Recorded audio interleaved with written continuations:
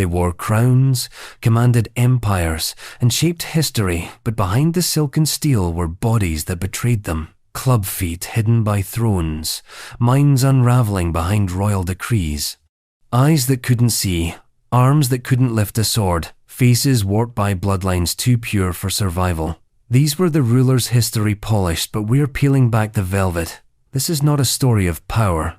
It's a story of the pain they tried to hide.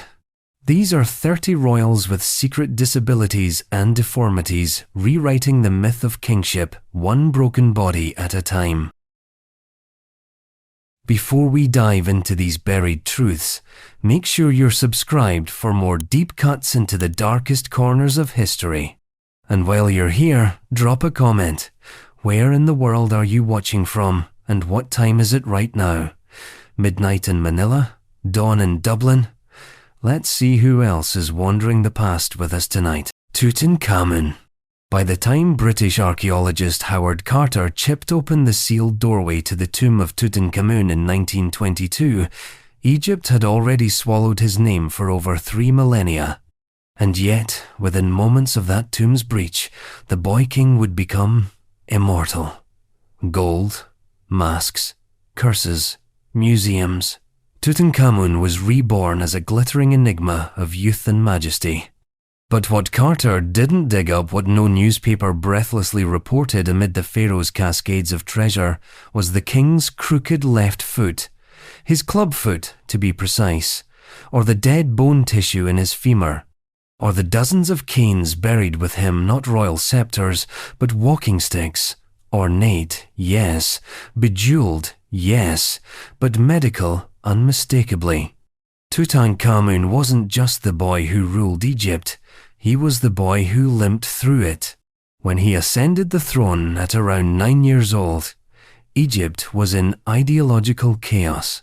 His predecessor and likely father Akhenaten had upended centuries of polytheistic tradition by installing the worship of a single deity, Aten, the sun disk. The gods were ousted, the temples emptied, the priests silenced. It was monotheistic revolution in an empire built on ritual multiplicity. Tutankhamun's reign was, at least officially, the return to normalcy. He moved the capital back to Thebes. He reinstated the old gods. His new name, Tutankhamun, literally meant living image of Amun, a deliberate reversal of his birth name, Tutankhaten. But while religious statues were rising again, the boy himself was breaking down. Evidence from his mummy paints a picture that no temple inscription would dare carve. A congenital clubfoot twisted his left leg inward. The bones in that leg were thin, underused. His right foot had traces of curler disease, a condition where the navicular bone in the foot dies due to interrupted blood supply. On top of that, a broken thigh bone, possibly the result of a fall shortly before death. All this in a body already weakened by malaria, genetic inbreeding, and a cleft palate. In short, Tutankhamun was more fragile than the kingdom he inherited. And yet, you'd never guess it from his official portraits. Ancient Egyptian art wasn't journalism, it was propaganda. Pharaohs weren't drawn with disabilities. They were idealized, symmetrical, godlike. Tutankhamun is shown smiting enemies, seated regally, or striding into eternity, never limping, never leaning, never failing. The canes in his tomb, more than 130 of them, tell a quieter story. Some showed signs of heavy use, others were ceremonial. All of them, in their mute abundance, whisper the same truth. Tutankhamun needed help to stand. And that help didn't end with canes. His burial chamber included orthopedic-style sandals, wide, flat, and made for someone who couldn't walk easily. His ornate golden throne, while impressive, may have functioned more like a medical chair than a symbol of leisure. Everything around him, from his footwear to his furniture, seems to have been adapted for a body in decline. The irony? For decades, The world treated Tutankhamun as the picture of youthful perfection. He was the boy king, the dazzling child monarch, the teenage pharaoh frozen in time. His golden mask, smooth and symmetrical, became a global icon. Even in death, the mask carried the lie forward. The real face beneath it had a slightly elongated skull, protruding front teeth, and a pronounced overbite. And the mask? It didn't even fit properly. It may have been made for someone else. Historians now believe that Tutankhamun was the product of incest, likely the child of Akhenaten and his own sister. DNA studies from 2010 confirmed genetic markers that pointed toward this royal inbreeding, a common but perilous tradition in dynastic Egypt. The result wasn't just a limited gene pool, it was physical vulnerability, manifest in brittle bones, immune weakness, and possibly even cognitive difficulties. But again, no Staley says that. No hymn laments the pharaoh's limp. No monument admits he could barely walk. His disability was his secret, one buried in silence, until the 20th century peeled the gold off the lie. The sheer extremity of the disconnect between Tutankhamun's lived body and his immortal image is part of why his story endures. He wasn't just a royal with a medical condition. He was the very embodiment of image management, of disability erased by divinity, of pain hidden beneath protocol, of a young man crowned with power he could barely stand under literally. And perhaps that's the most devastating part. Tutankhamun reigned for roughly 9 years before dying at around 18 or 19. His death was abrupt. The cause is still debated. Infection from a broken leg? Complications from malaria, a fatal cocktail of ailments inherited from a broken gene pool? We may never know. What we do know is that when Carter unearthed him, he found a boy buried in gold, but broken beneath it. A body wrapped in gauze and denial. A legacy polished to a shine so blinding, it took a century of medical scanning and historical digging just to admit he couldn't walk without help. He was the sun god's chosen, the restorer of divine order, and he needed a cane just to take a step. But Tutankhamun's life wasn't just about masking disability, it was about dynasty, and for that, we don't have to look far. Because the same family that crowned a limping boy would soon put a twisted-footed teenager on the throne again. Different pharaoh, same bloodline, same deformity. Enter Siptah. Siptah. Siptah's name doesn't sparkle like Tutankhamun's. No gold mask, no London exhibits, no curse-heavy headlines. But in some ways, his story is even more haunting. Because while Tutankhamun's body bore the slow decay of royal inbreeding and a life stitched together by court caretakers, Siptah was the product of a political void. And into that void, a teenager with a twisted foot was shoved propped up by advisors, polished by propaganda, and ultimately buried beneath the weight of a collapsing dynasty. When Siptah took the throne, Egypt was spiraling. He ruled during the tail end of the 19th dynasty, a dynasty already in freefall. His predecessor, Seti II, had barely held on to power. The throne was being clawed at by multiple factions. The divine order of the pharaohs, that smooth and invincible facade, was cracking like dried mud. What did the empire do? They crowned a club-footed boy. Like Tutankhamun before him, Siptah was a child pharaoh. Likely around 10 years old when he took the throne, his ascension was orchestrated by powerful players, particularly Bey, the infamous chancellor of Syrian origin who rose from foreign obscurity to political puppeteer. It was Bey who likely engineered Siptah's elevation. And it was Bey, too, who would later be executed for overreaching his influence. But in the meantime, Siptah sat on the throne. Or rather, he was placed on it. He wasn't supposed to be king. His lineage was muddy. Some scholars speculate he was the son of Seti II. Others argue he might have been illegitimate or born to a minor wife. Regardless, what's certain is this: the boy had a foot that didn't work. A clubfoot, almost certainly congenital. Some theories even suggest it could have been polio. Either way, he could not walk properly. And that meant the throne he inherited, the throne of the living Horus, had to bend to accommodate a crooked gait. But if you look at the reliefs carved during Siptah's reign, you wouldn't know. In one of his better-known representations, he's depicted performing the classic smiting pose, arm raised, enemy underfoot, power in full display. But here's the quiet lie: Siptah couldn't physically take that stance. He wouldn't have been able to plant one foot in front of the other in triumph. His legs didn't work like that. The artists knew this. The priests knew it. Hell, maybe even Siptah knew it. But the image had to be maintained. And so, the deformity was buried in stone just as surely as it would be buried in sand after his death. Unlike Tutankhamun, Siptah's tomb wasn't a glorious chamber of gold. It was left incomplete. KV 47-inch The Valley of the Kings is rough, undecorated in parts, and gives the impression of haste and neglect. The boy king died young, around 16, maybe 17. The cause? Unknown. Maybe an infection, maybe a complication of his condition. What's painfully clear is that he never fully ruled. His voice was never truly his own. Instead, others ruled in his name. The regent was Tawazret, the widow of Seti II, who later claimed the throne herself.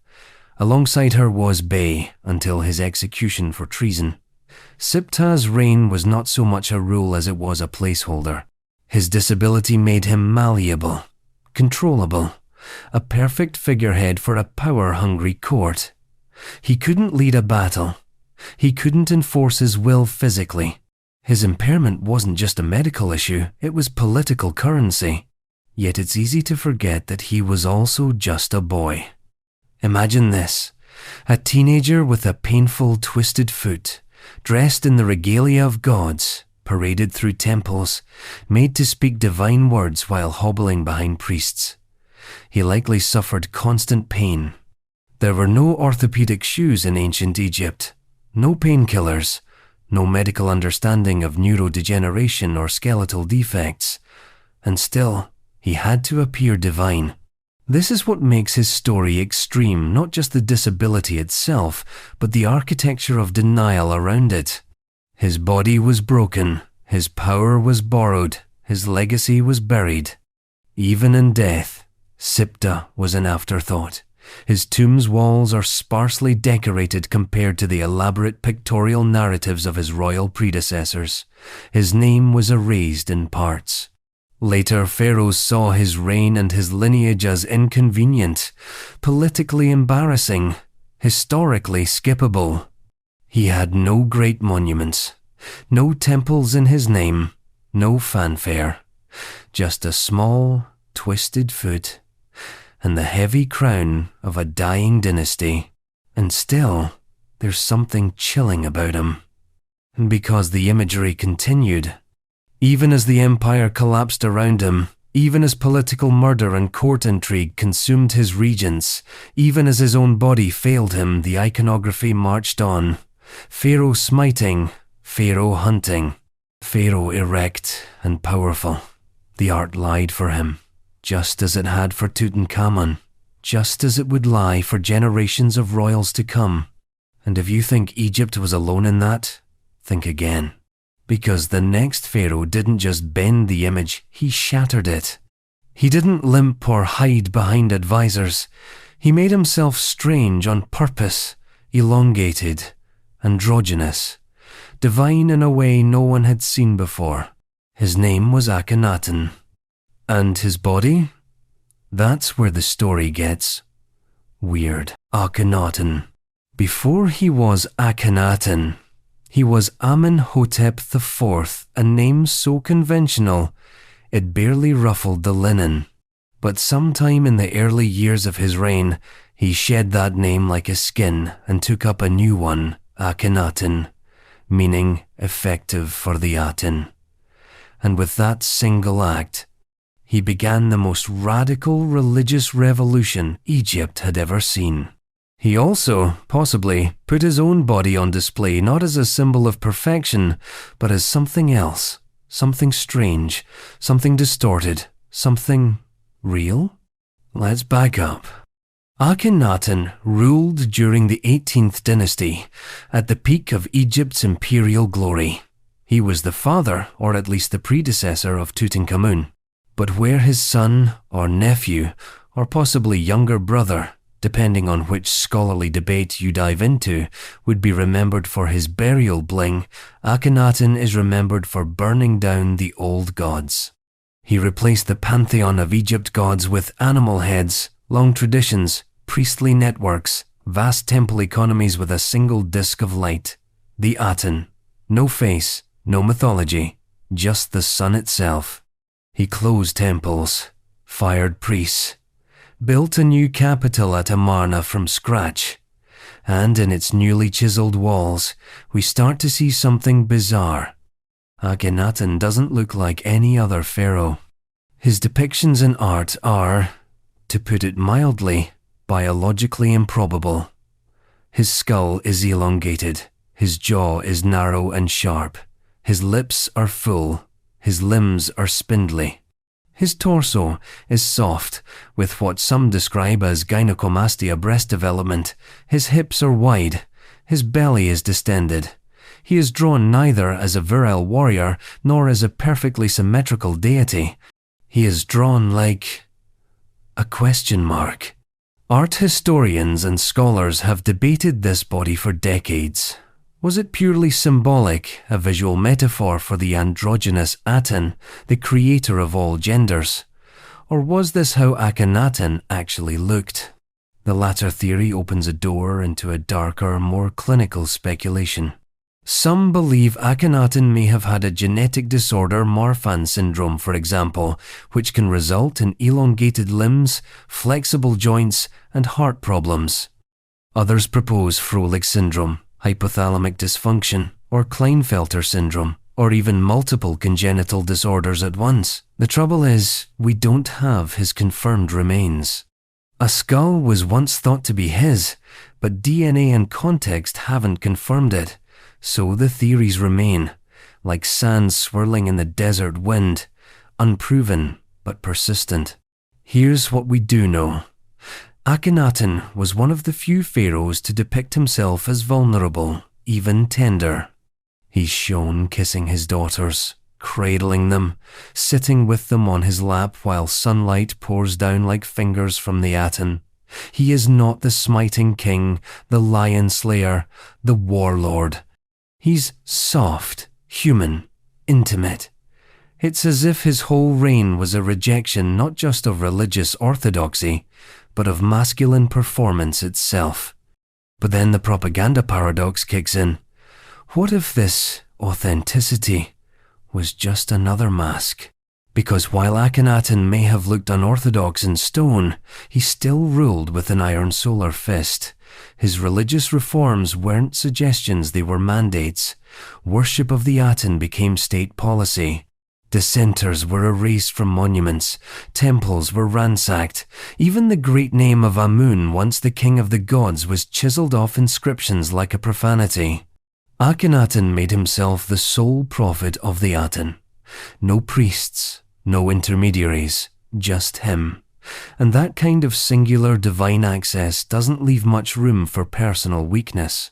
So if his art showed deformity, or let's call it difference, was that brave realism? Or was it an assertion of divine uniqueness?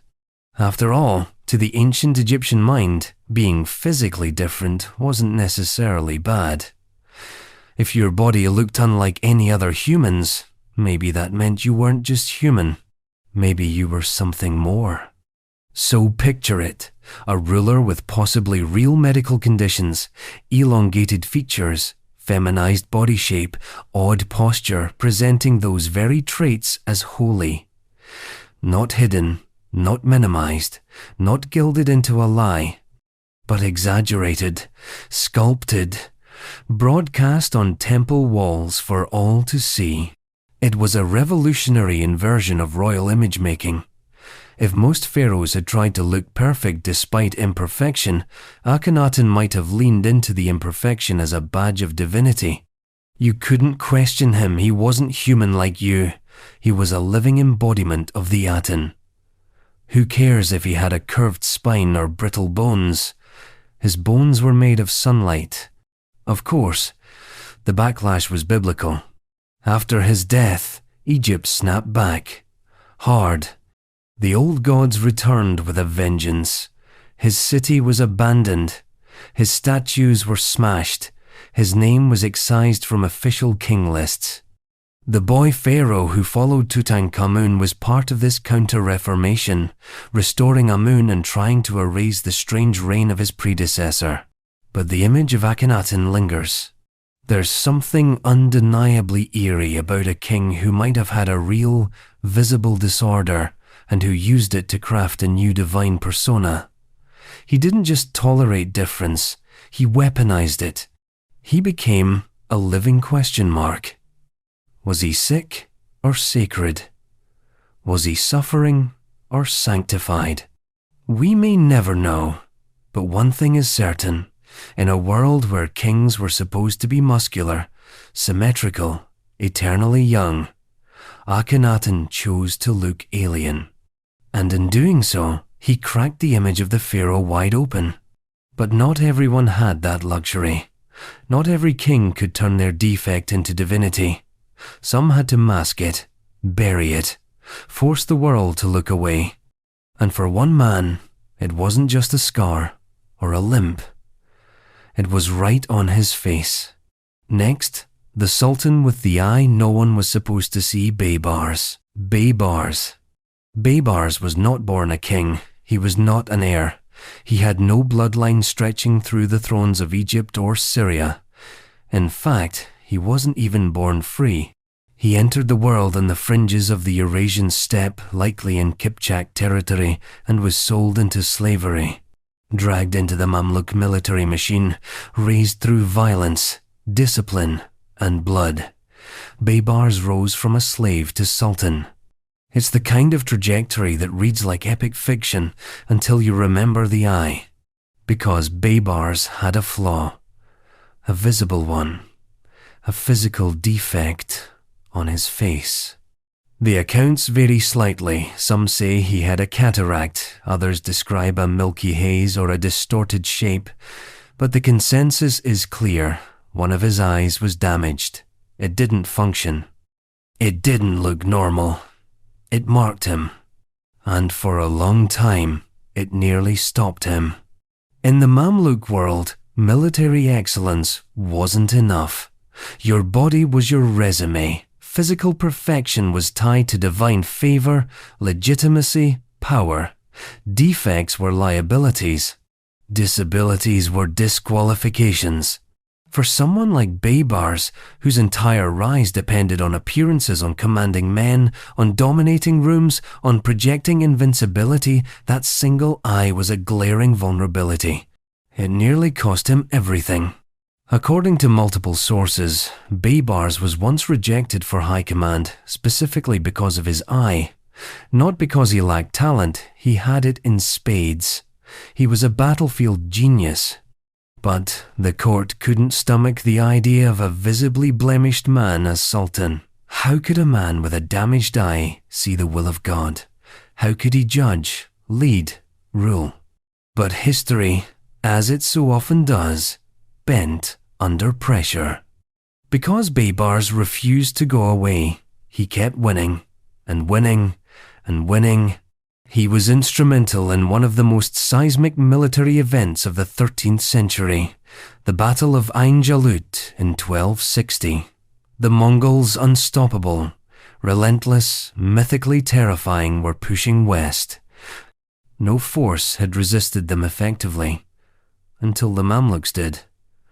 Until Baybars did. It was his tactics, his ambushes, his feigned retreats, his logistical precision that broke the Mongol line. That made the Mongol war machine stutter for the first time. That turned back the tide. And suddenly, the eye didn't matter so much. Victory washed away blemishes. Power blurred imperfections. And in the aftermath of that triumph, Baybars moved decisively. A political vacuum opened. He filled it. He became sultan, not just a general or a regent, but the undisputed ruler of Egypt and Syria. But make no mistake, the eye didn't vanish. It didn't heal. It didn't get written out of the story. It just got hidden.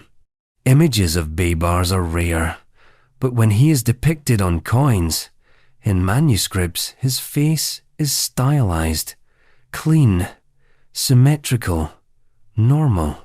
His eye, that flaw which had once nearly blocked his ascent, is scrubbed clean from the record. The Mamluk court, for all its meritocratic brutalism, still required its rulers to look the part, and a sultan's face was public property. So, the damaged eye was erased by artists, or minimized, or simply never acknowledged. It became a phantom, the thing everyone knew about but never depicted. And yet, in his life, Baybars owned it. Because here's the twist.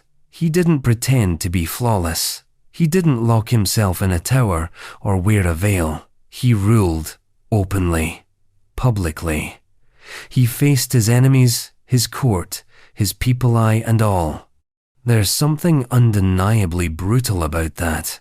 He leaned into the same contradiction that would plague so many royals with physical differences. The defect that had once made him weak became proof of his strength. It was a scar, yes, but a scar worn like armor.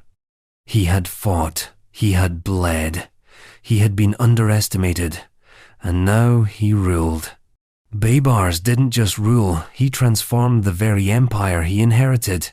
He purged the remaining Crusader strongholds along the Levantine coast. He wove a vast spy network across his territories. He standardized Islamic jurisprudence. He built mosques, madrasas, hospitals.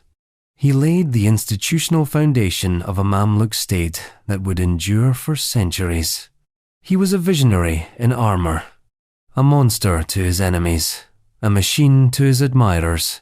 But the eye always remained in the corner of the story, the unspoken asterisk, the detail no chronicler could quite ignore. And here's what makes his case extreme, the contrast. Unlike European monarchs who hid deformities behind ceremony and divine right, Baybars couldn't afford to hide. He wasn't born into a system that would protect him. He had to fight for every inch. He had to bleed for his legitimacy. And his disability, however minor or cosmetic it may seem, was a genuine obstacle. A scarlet mark in a world that worshipped physical dominance. And yet, he broke through. He became a one-eyed sultan in a world that believed both eyes were necessary to see God's justice.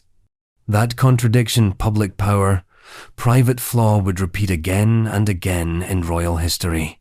But Baybars was one of the earliest to twist it to his advantage.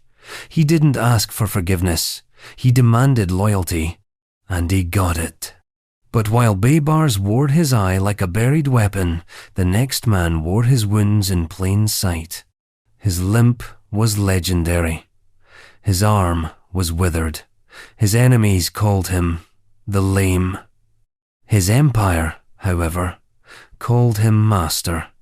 Next, Timur. He was called Timur the Lame, but not to his face.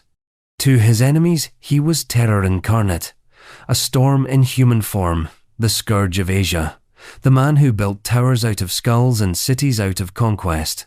To his followers, he was Amir Timur, Sahib Kiran, the lord of the auspicious conjunction, the sword of Islam, the unshakable ruler of one of the largest empires ever assembled by a single individual.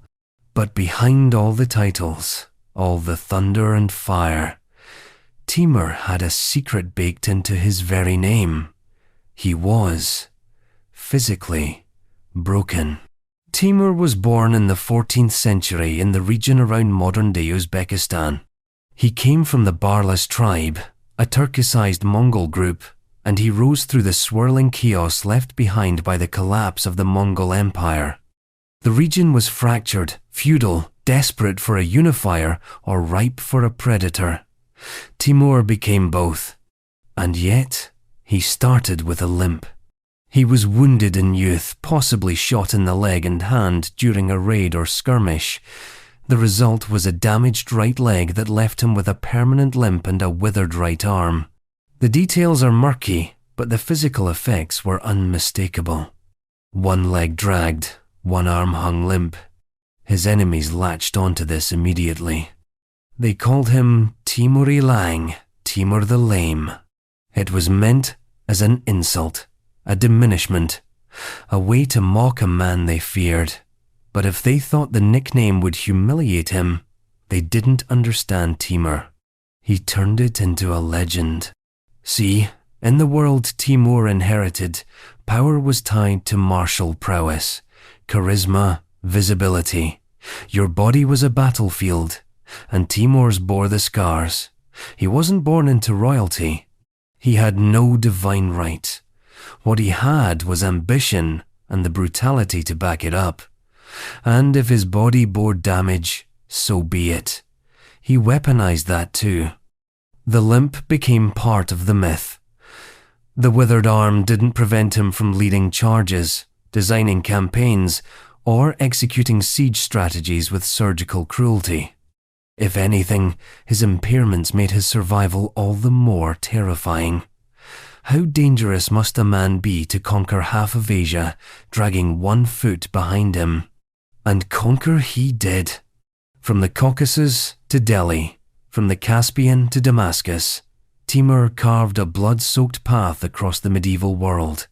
He sacked Aleppo, razed Baghdad, burned Delhi. He defeated the Ottomans at Ankara, captured their sultan, and paraded him in a cage. He invaded Persia, crushed the Golden Horde, and harried China before death claimed him mid-campaign. He was unstoppable. And yet, behind every campaign, every victory, was a man who limped. He masked the weakness not by hiding it, but by flooding the world with fear. Timur wasn't subtle. His style was performative terror. After sacking a city, he often built pyramids of severed heads up to 90,000 skulls in a single monument after the conquest of Baghdad. His messages were etched in annihilation. He didn't need you to see him limp. He needed you to see what he could do while limping. But not everyone around him ignored the deformity. There are stories, some apocryphal, others more credible, of emissaries noting Timur's body, his walk, his hand, even his teeth. And yet, none dared mock him to his face. His coat projected power so thickly that physical weakness became irrelevant, or rather, it became part of the awe. The message was clear.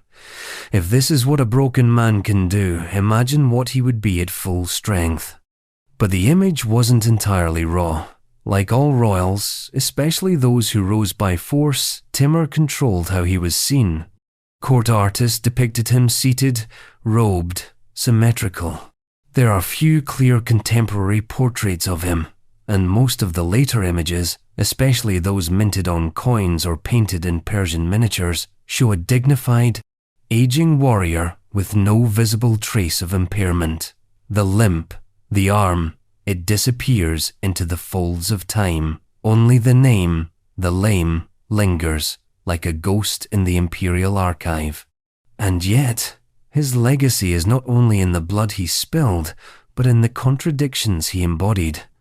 He was a devout Muslim who destroyed Islamic cities, a patron of art who decimated cultural capitals, a military genius who couldn't even walk straight. His empire collapsed after his death, his sons squabbled, his conquests unraveled, but the shadow of Timur lingered across Central Asia for centuries. The Timurid dynasty, born of his blood, would pave the way for the Mughal Empire.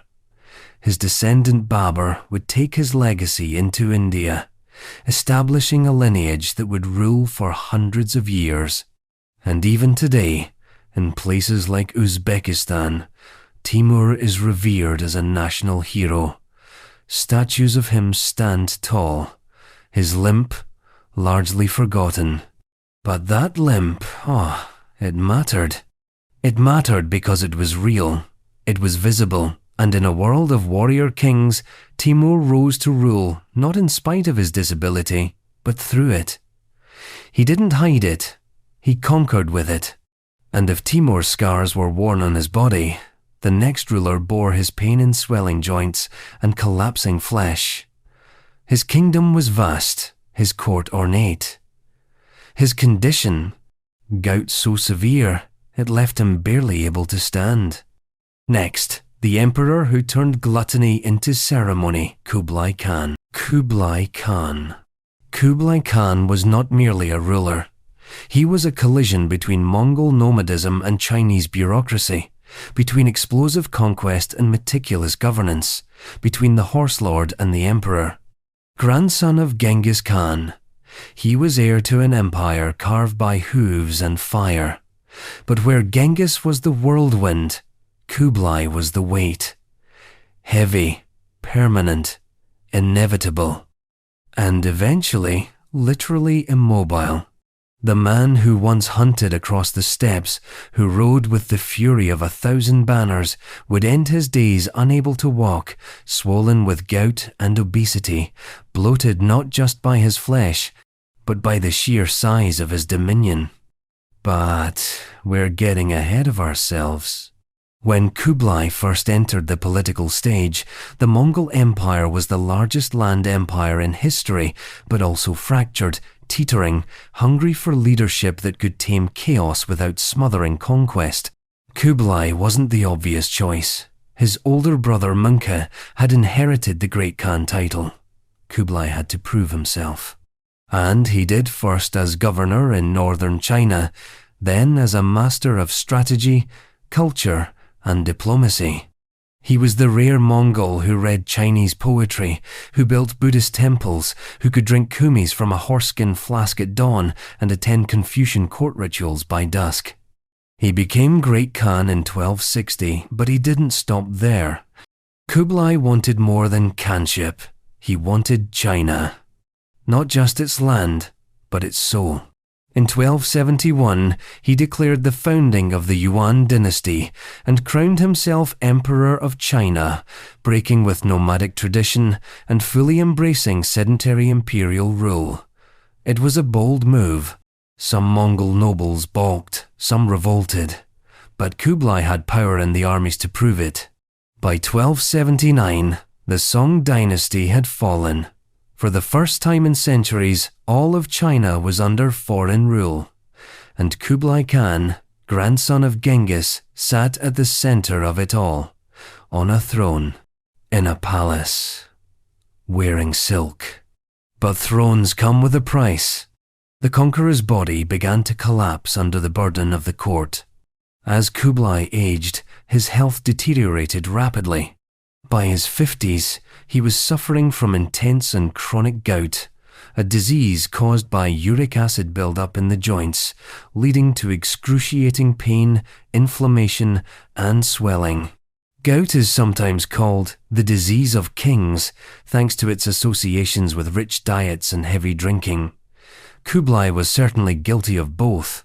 The Mongol warlord who once thrived on horse meat and fermented mare's milk now gorged on the finest delicacies of China, endless banquets of fatty meats, rice wines, and sweet confections.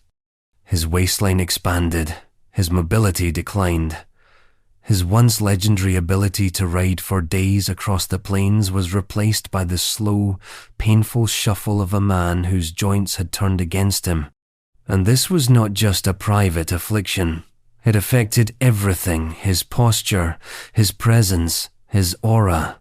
A ruler like Kublai couldn't afford to look weak. So, like many before him, he adapted his image. The emperor was still depicted in grand paintings, throned and serene, His obesity was sometimes stylized into a symbol of abundance and majesty. Ceremonial rituals were adjusted. Audiences were shortened or managed with increasing care. When he could no longer attend key court functions in person, he sent proxies, issued decrees, leaned on the machinery of bureaucracy. But behind the curtain, the man was suffering. Gout isn't just a flare-up condition, it's a grinder. Every step becomes a negotiation. Simple movements turn agonizing. Sleep is broken by searing pain in the feet, the knees, the hands. In a world without effective pain relief, every joint becomes a battlefield. And Kublai wasn't just sick, he was grieving. By the end of his reign, he had lost his wife, Chabi, one of his most trusted advisors, and the political glue of his court. He had lost his heir, Genjin. His military campaigns in Japan and Southeast Asia had ended in humiliating failure. His political enemies within the court were multiplying. His grip on the outer territories of the empire was slipping. Even the Ilkhanate and Chagatai Khanate, the other Mongol-controlled regions, were beginning to ignore his authority. And still, the ceremonies continued. The Yuan court was vast, ornate, suffocating. While the Mongol ideal was mobility, Kublai had institutionalized grandeur. Bureaucrats, eunuchs, Confucian scholars, Tibetan monks all orbited his court like moons around a planet. He built new capitals, Chengdu, Dadu, and Dadu, modern-day Beijing, monuments to his ambition. But these cities, like his body, became harder and harder to move. Kublai ruled from couches, from palanquins, from beds. His orders still carried weight, but his steps no longer did. He grew paranoid, suspicious, burdened, and all the while, the propaganda machine kept churning. Imperial records described him as majestic, wise, sagacious, barely mentioning the flesh pressing into his robes or the red-hot swelling in his joints. His decrees were delivered in calligraphy, not in limps. His power still spanned continents on paper, but his body was anchored to a palace he could barely walk through. There's a strange irony in all this. Kublai Khan had spent his youth chasing power across landscapes that his own grandfather had turned into an empire. And when he finally caught it, when he fused Mongol ferocity with Chinese imperialism, it began to devour him from the inside. Obesity, gout, isolation. He died in 1294, unable to move, embattled by sickness, and watching the edges of his empire fray. And yet, his legacy was monumental. The Yuan dynasty would last nearly a century after his death. The Pax Mongolica he helped cement enabled trade, travel, and cultural exchange across Eurasia. Marco Polo, who visited his court, described him in awestruck terms, a mighty emperor surrounded by splendor. He didn't mention the gout, or the shuffle, or the swollen knees, because to the outside world, Kublai remained a god in brocade. But beneath that silk was a man trapped in a body, failing under its own weight. And if Kublai Khan's decline was a slow collapse hidden behind grandeur, the next emperor began his reign already diminished, his condition not acquired but congenital. A Japanese monarch, born into divinity, slowly sidelined by a court that couldn't explain why he never quite fit the role. Next, Emperor Taishō. Emperor Taishō. In the rigid choreography of Japan's imperial court, where every bow has a height, every gesture a script, and every word a lineage, the man who became Emperor Taishō was born into a role he would never fully play. Heir to a throne older than any other continuous monarchy in the world, Taishō was destined to rule a Japan surging into the modern era. But from the beginning, something was off. He was born Yoshihito in 1879, son of Emperor Meiji, The monarch who had dragged Japan into the industrial age, shattered the shogunate, and built a modern nation from feudal ash. Meiji was fire and steel. Taishō was something else. At first, the symptoms were brushed aside. Yoshihito was a sickly child, suffering from high fevers and frequent illness. Rumors swirled, but the court remained silent. Japanese emperors were not to be questioned. They were living gods Tenno, and gods do not have developmental disorders. But Yoshihito did. From an early age, it became clear that he struggled with comprehension, with speech, with emotional regulation. He was prone to fatigue and cognitive fog. He found complex social functions overwhelming.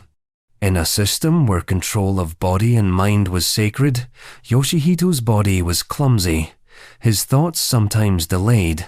Later, scholars would suggest neurological or cognitive impairment, possibly a spectrum disorder, possibly the long-term result of cerebral meningitis. But in Meiji Japan, such diagnoses didn't exist. The court called it delicacy. They began adjusting things quietly. When Yoshihito came of age, he was educated not with the rigorous training given to his father, or later his son, but with a carefully curated regimen, gentle instruction, light reading, supervised exposure to foreign languages. He was never sent to military school like other imperial princes. He was shielded, wrapped in silk and silence. But Japan could only hide its heir for so long.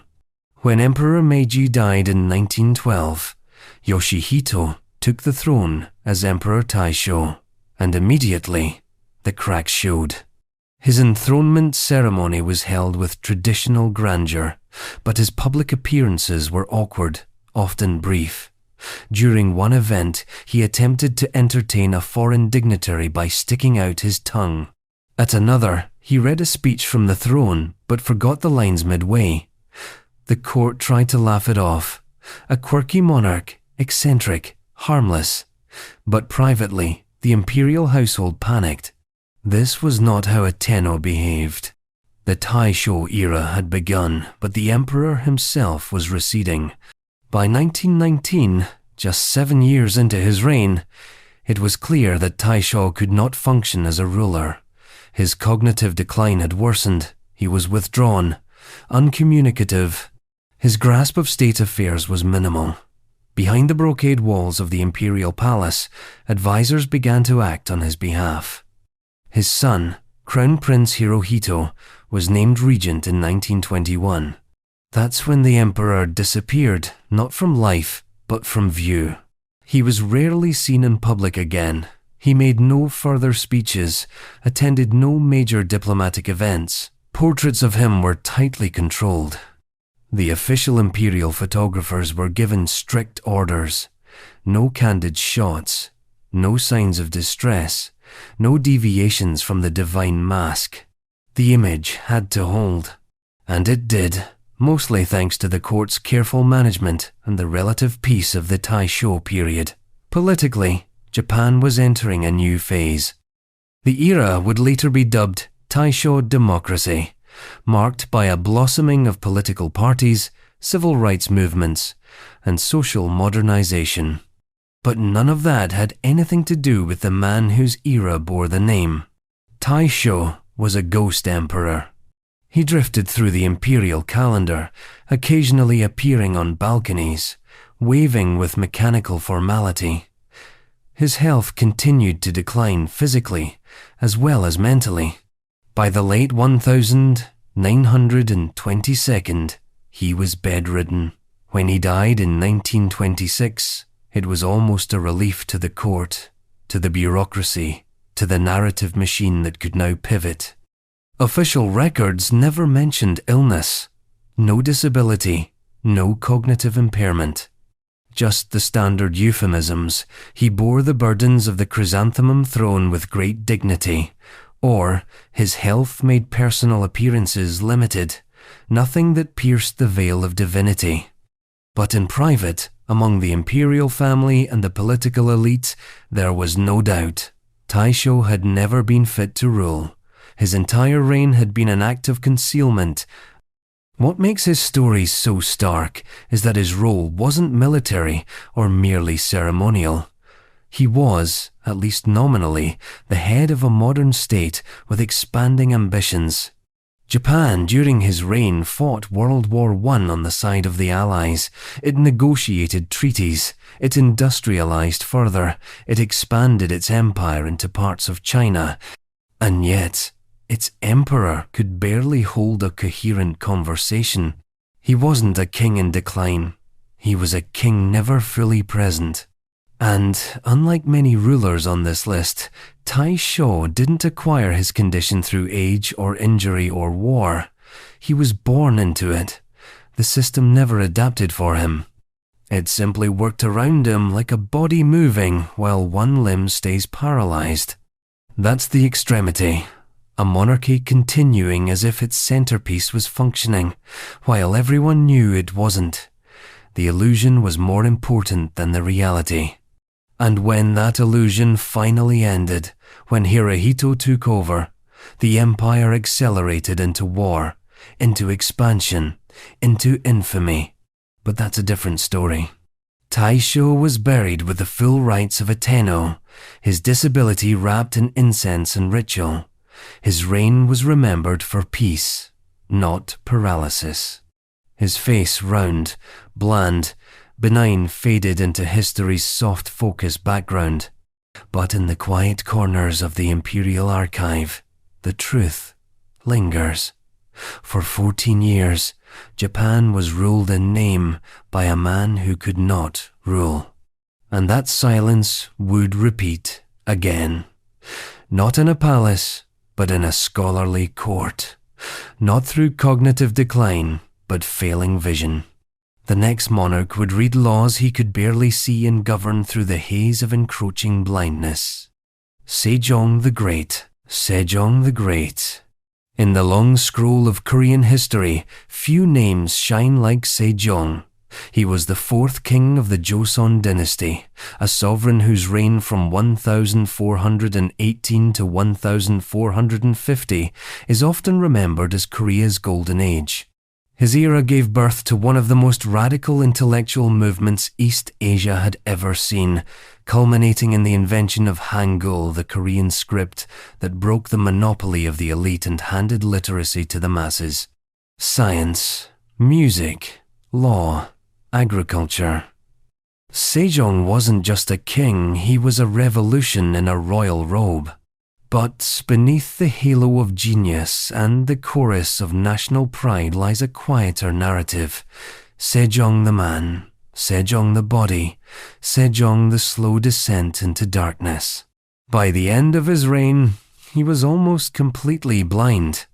This wasn't widely known at the time. It couldn't be. Korean kings weren't supposed to be human in that way. They were Confucian paragons, embodiments of cosmic order. The king's body, like his decisions, was meant to be flawless. A blind king? That was a contradiction in terms. How could a man guide a nation if he couldn't even guide himself through his own palace? And so, Sejong's blindness became a royal secret. But the signs were there, flickering between the brushstrokes of official records. As he aged, Sejong began delegating more and more authority to trusted officials, first to ministers, then to his eldest son, and finally to a tight circle of scholars and regents who served as his eyes and hands. It was gradual, systematic, quiet. Blindness doesn't arrive all at once, and Sejong's didn't either. It crept in over years, slowly clouding the vision of a man who had once overseen astronomical innovations, map-making breakthroughs, and precise medical texts. The very tools he had ordered made to observe the heavens could no longer help him read a page. But he didn't stop ruling. That's the part that makes his case extraordinary. Most monarchs on this list receded as their impairments grew. They were sidelined, replaced, hidden behind veils or portraits or regents who ruled in all but name. Sejong refused to disappear. Instead, he governed through intellect, through delegation, through systems he had built precisely to outlive him.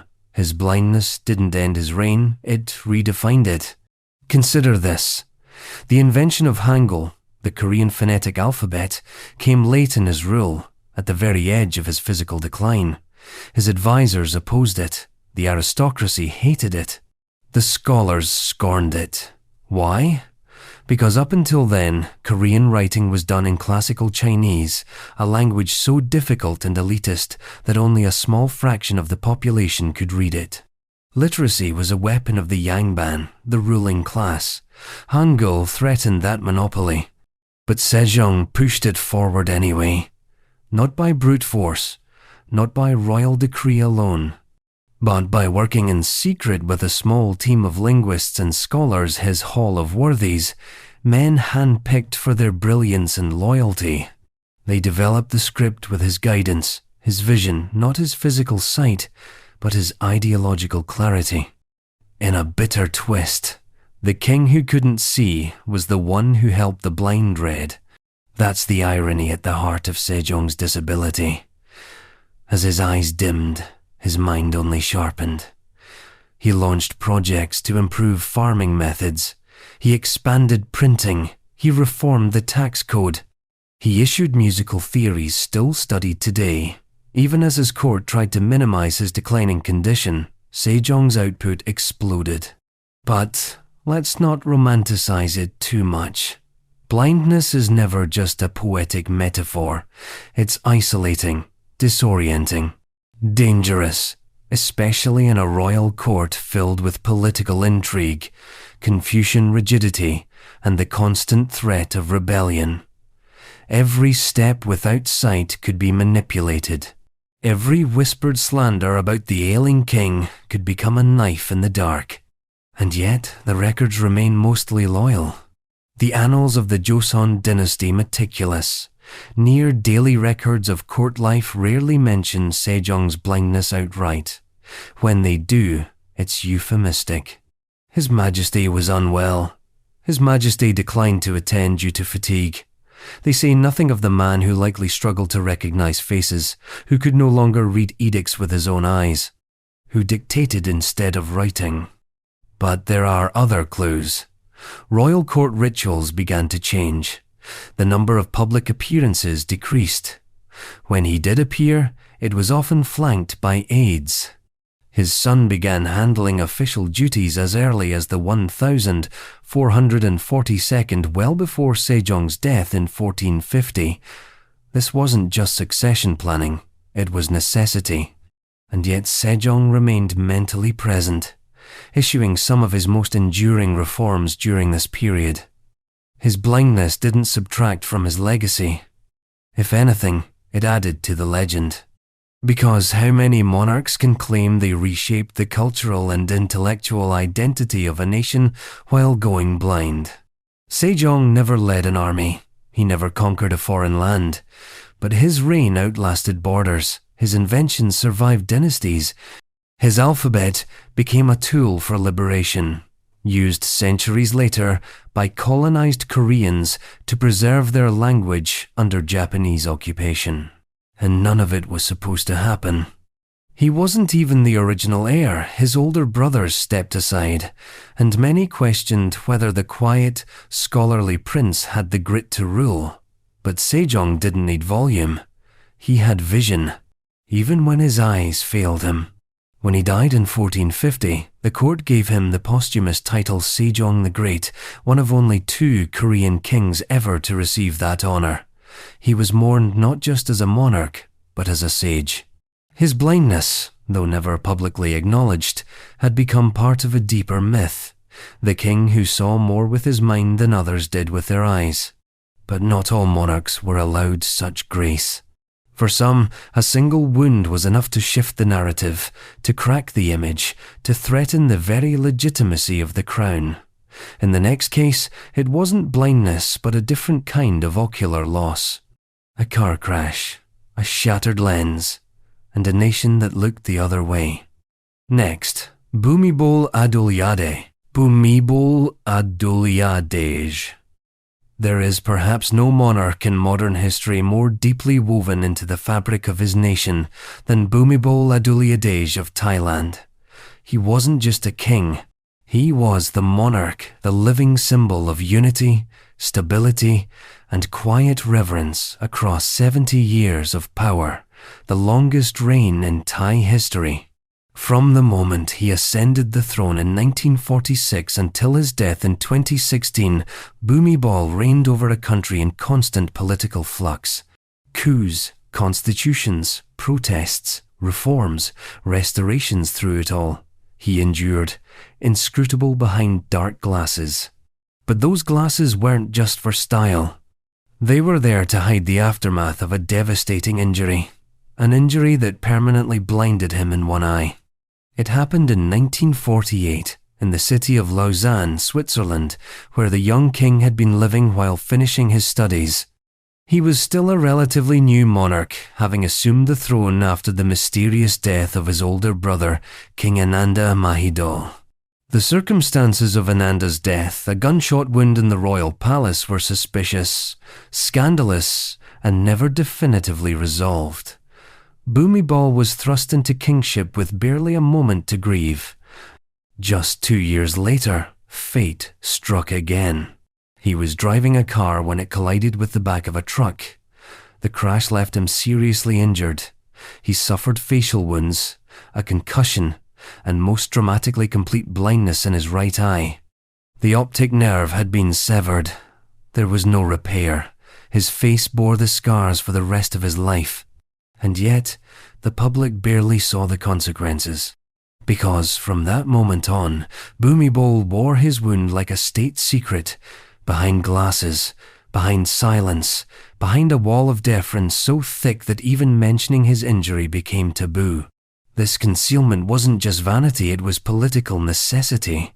Thailand's monarchy had long positioned itself as semi-divine. While no longer absolute in power, the royal image remained sacred. To question the king's competence or to hint at human vulnerability was dangerous territory.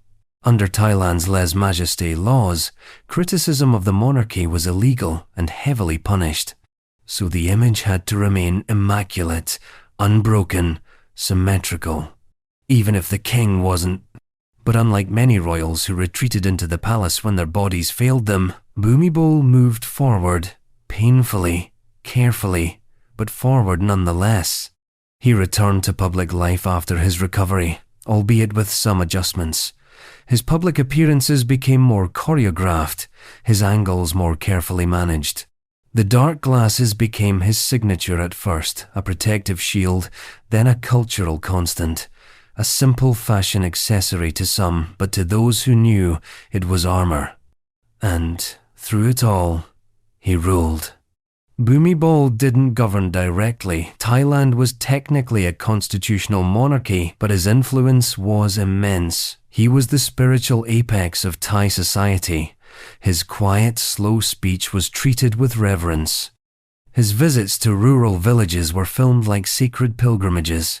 He was presented not just as a monarch, but as a father figure to the nation. He used this image strategically. Throughout his reign, Thailand cycled through nearly 20 different constitutions, endured a dozen military coups, and faced countless political crises. Bhumibol remained above it all, rarely speaking, but when he did, entire governments shifted. A single televised speech could dissolve protest camps or redirect military force. His silence was a kind of thunder. And yet, the injury always lingered out of sight, but never fully gone. It subtly shaped his reign. He became more reserved, more insular. Photographs show a man perpetually behind lenses, rarely expressing emotion. He often carried a camera, framing others even as he concealed himself. His artistic pursuits, photography, music, painting flourished, perhaps in part because the inner world had grown more important than the outer one. There's an irony there. The man who was blind in one eye became the nation's moral compass. A monarch physically impaired yet politically omnipresent. He may not have had full vision, but his gaze was everywhere. And unlike many monarchs whose disabilities weakened their image, Bhumibol's silence and restraint only elevated him. The Thai public came to see him as serene, almost mystical. His injury became part of the royal mystique. No one talked about it, but everyone knew. Because to speak openly of it was to violate the spell. The injury was even airbrushed from history. Official biographies mention the crash briefly, then move on. No lingering on the trauma, no discussion of the long-term consequences. Even as Bhumibol's health worsened in the 2002 diabetes, lung infections, kidney failure, the language remained euphemistic. He was tired, recuperating, temporarily stepping back. Always temporary, always dignified. The spectacle of decline was kept off camera, but the dark glasses were always there. And in that small object, so mundane, so symbolic, you can see the entire weight of royal myth-making. The glasses were not just about hiding the eye.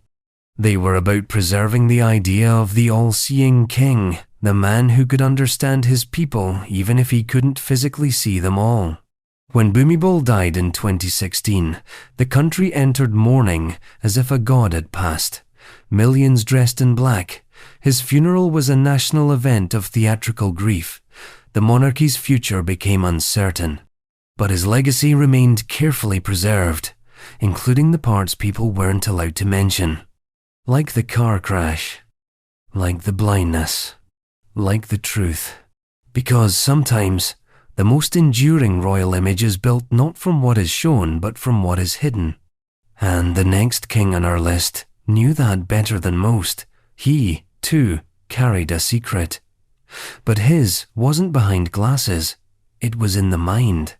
A short reign, a silent illness, and a throne that passed as quietly as it was inherited. Talal bin Abdullah. Talal bin Abdullah. In the tapestry of Middle Eastern monarchs, King Talal of Jordan is often just a whisper, a brief reign, a transitional figure. A page turned quickly. He ruled for less than 2 years, from 1951 to 1952, and then disappeared behind the palace walls. No great war, no grand reforms, just an abdication and then a vanishing act. But behind that abrupt departure was a storm the kingdom could not name. Talal bin Abdullah was a king with a mind under siege. Officially, the reason for his abdication was health issues. That's the line used in palace communiques, in government statements, in the carefully polished obituaries that followed decades later. But everyone in the palace and many outside it knew what health really meant. Mental illness, and not the kind that could be softened by euphemism or hidden behind ritual. Talal suffered from what was widely believed to be schizophrenia or severe bipolar disorder, though, given the era and the region's medical understanding, diagnoses were vague, and treatment was even vaguer. What mattered was this: the king of Jordan could no longer rule. Not just politically, but mentally. The throne had become too heavy for a mind at war with itself. It wasn't always this way. Talal was born in 1909, the eldest son of Abdullah I, founder of the Hashemite Kingdom of Jordan. His lineage stretched back to the Prophet Muhammad. His family had weathered the collapse of the Ottoman Empire, the turmoil of British Mandate politics, and the violent birth of the modern Middle East. Talal grew up in a world of ambition and instability, raised not just to be a prince, but a survivor. He was educated abroad in Britain, at the Royal Military Academy Sandhurst. He returned a polished officer, fluent in English, trained in modern military tactics, and steeped in Western ideals. He married Zain al-Sharaf, a powerful and intelligent woman, who would later become one of the quiet anchors of Jordanian royal life. When Abdullah I was assassinated in Jerusalem in 1951, Talal took the throne as the kingdom mourned. At first, things seemed stable. Talal wasn't seen as a revolutionary, but he did enact a few meaningful reforms. He oversaw the drafting of a more liberal constitution in 1952, one that emphasized civil rights and limited royal power on paper, at least. But behind closed doors, whispers were growing. He had begun behaving erratically. Palace insiders described mood swings, paranoia, long periods of withdrawal followed by bursts of frenetic energy. Some days he would isolate himself completely. Others he would speak of conspiracies, of plots invisible to all but him. There were rumors of delusions, of voices, of a king who could not sleep.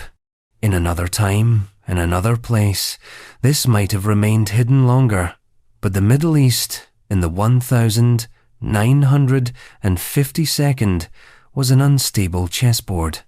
The rise of Arab nationalism, the Cold War, the Israeli-Palestinian conflict, the spectre of coups. Jordan could not afford a king who might suddenly declare war on a ghost or dissolve parliament in a fugue state. And so, the Hashemite family acted. In August 1952, less than 13 months after his coronation, King Talal was declared unfit to rule. The decision was framed with diplomatic language. The king had suffered a nervous breakdown. He was being treated. He was stepping down voluntarily for the good of the nation. Parliament passed the abdication decree with ceremonial solemnity. His son, Hussein, just 16 years old, was named Crown Prince. A regency was installed until he came of age, and then Talal was gone. He was sent into quiet exile, first to Istanbul, then to a sanatorium in Lausanne, Switzerland, the same city where Bhumibol had once lost his eye. In that cold, clinical environment, Jordan's second king lived out the rest of his life as a patient, not a monarch. He died in 1972, having never returned to political life. He was buried in Jordan with royal honours, but without fanfare. The nation had long since moved on. And yet, Talal's story didn't vanish. It remained, half-told, in palace memoirs and royal biographies, in the anecdotes of old ministers and palace staff. And it stands out on this list not just for the nature of his impairment, but for how completely it removed him from power. Talal's mental illness wasn't the kind that could be masked by ceremony or hidden behind a curtain. It couldn't be painted over with idealized portraits or dressed in imperial robes. It interrupted speech. It disrupted cognition. It destabilized trust. It cracked the mirror of monarchical perfection. And yet, what makes his case so compelling is the very human attempt to protect him. Queen Zayn, his wife, remained devoted throughout his exile. She shielded their children from the darkest parts of his illness. She advised young King Hussein during his formative years, steering the kingdom through one of its most delicate transitions. In many ways, she became the de facto monarch during the years between Talal's abdication and Hussein's maturity. And Hussein, for all his later strength as a ruler, carried the memory of his father's collapse like a shadow. It shaped his understanding of power not as a birthright, but as a burden, one that could crack even the most sacred bloodlines. That's the extreme truth behind Talal's reign, not the illness itself, but what it revealed. That monarchy, for all its divine pretensions, is still built on human minds. And human minds can break, even in palaces, even on thrones, even behind layers of tradition and ceremony and silence. And if Talal's mind unravelled in private, the next monarch on our list would face his breakdown in the open. His illness would grip him while in full view of the empire. during a reign marked by military victories, diplomatic negotiations, and paralysis. Next, Menelik II. Menelik II. He was the last emperor to truly terrify the European powers. Menelik II of Ethiopia, a name that echoes with thunder in colonial history, was not merely a king but a storm that humbled an empire. In 1896, at the Battle of Adwa, his forces crushed the invading Italian army, making Ethiopia the only African nation to decisively defeat a European colonial power in the scramble for Africa. That victory wasn't just military, it was mythic. It made Ethiopia a symbol of black sovereignty, a beacon for Pan-African pride for generations to come. But behind the towering image of Menelik the Conqueror lay a long, painful decline, one not caused by bullets or battles, but by the slow erosion of his body from within. By the end of his reign, Menelik II was paralyzed, unable to speak, his court silently managing his deterioration while the empire he had forged moved forward without him. His mind remained sharp for a time, his will unbending. But the body betrayed it all. Born in 1844, Menelik was baptized Saleh Mariam and spent his early years as a political pawn, held captive by Emperor Tewodros II. He escaped in his 20s, returned to his native Shewa province, and began consolidating power with fire and steel. His ascent was ruthless. He married strategically, expanded aggressively, and forged alliances when necessary, but always on his terms. By the time he crowned himself Emperor of Ethiopia in 1889, Menelik ruled an empire larger than any in Ethiopian history. His modernization projects were ambitious: roads, telegraphs, railways, minting his own coinage. He imported doctors and engineers, opened schools, and even experimented with electricity. He was a feudal monarch, embracing modernity not as a novelty, but as a weapon. And then came Adwa. The Italian government had misinterpreted the Treaty of Wuchale, assuming a clause gave them protectorate rights over Ethiopia. Menelik disagreed vehemently. When negotiations collapsed, Italy invaded. What followed was a campaign that culminated in one of the most humiliating defeats in European military history. At Adwa, Menelik fielded an army over 100,000 strong, supplied with modern rifles and strategic precision. The Italians were overwhelmed. Thousands were killed, captured, or routed. The shock in Europe was seismic. Black African soldiers had not only fought white Europeans, they had annihilated them. Menelik emerged as a Pan-African icon, a monarch whose face was carved into political banners and liberation dreams. His prestige soared. Diplomats came courting. Ethiopia had proven it would not be ruled, it would rule itself. But the tide would shift. In 1906, Menelik suffered the first of a series of devastating strokes. The initial attack left his right side weakened, his speech slurred. At first, he fought through it, still issued orders, still appeared at ceremonies, still signed decrees, though less frequently and with a trembling hand. The court began to adapt, as courts do. Ministers took on more responsibilities.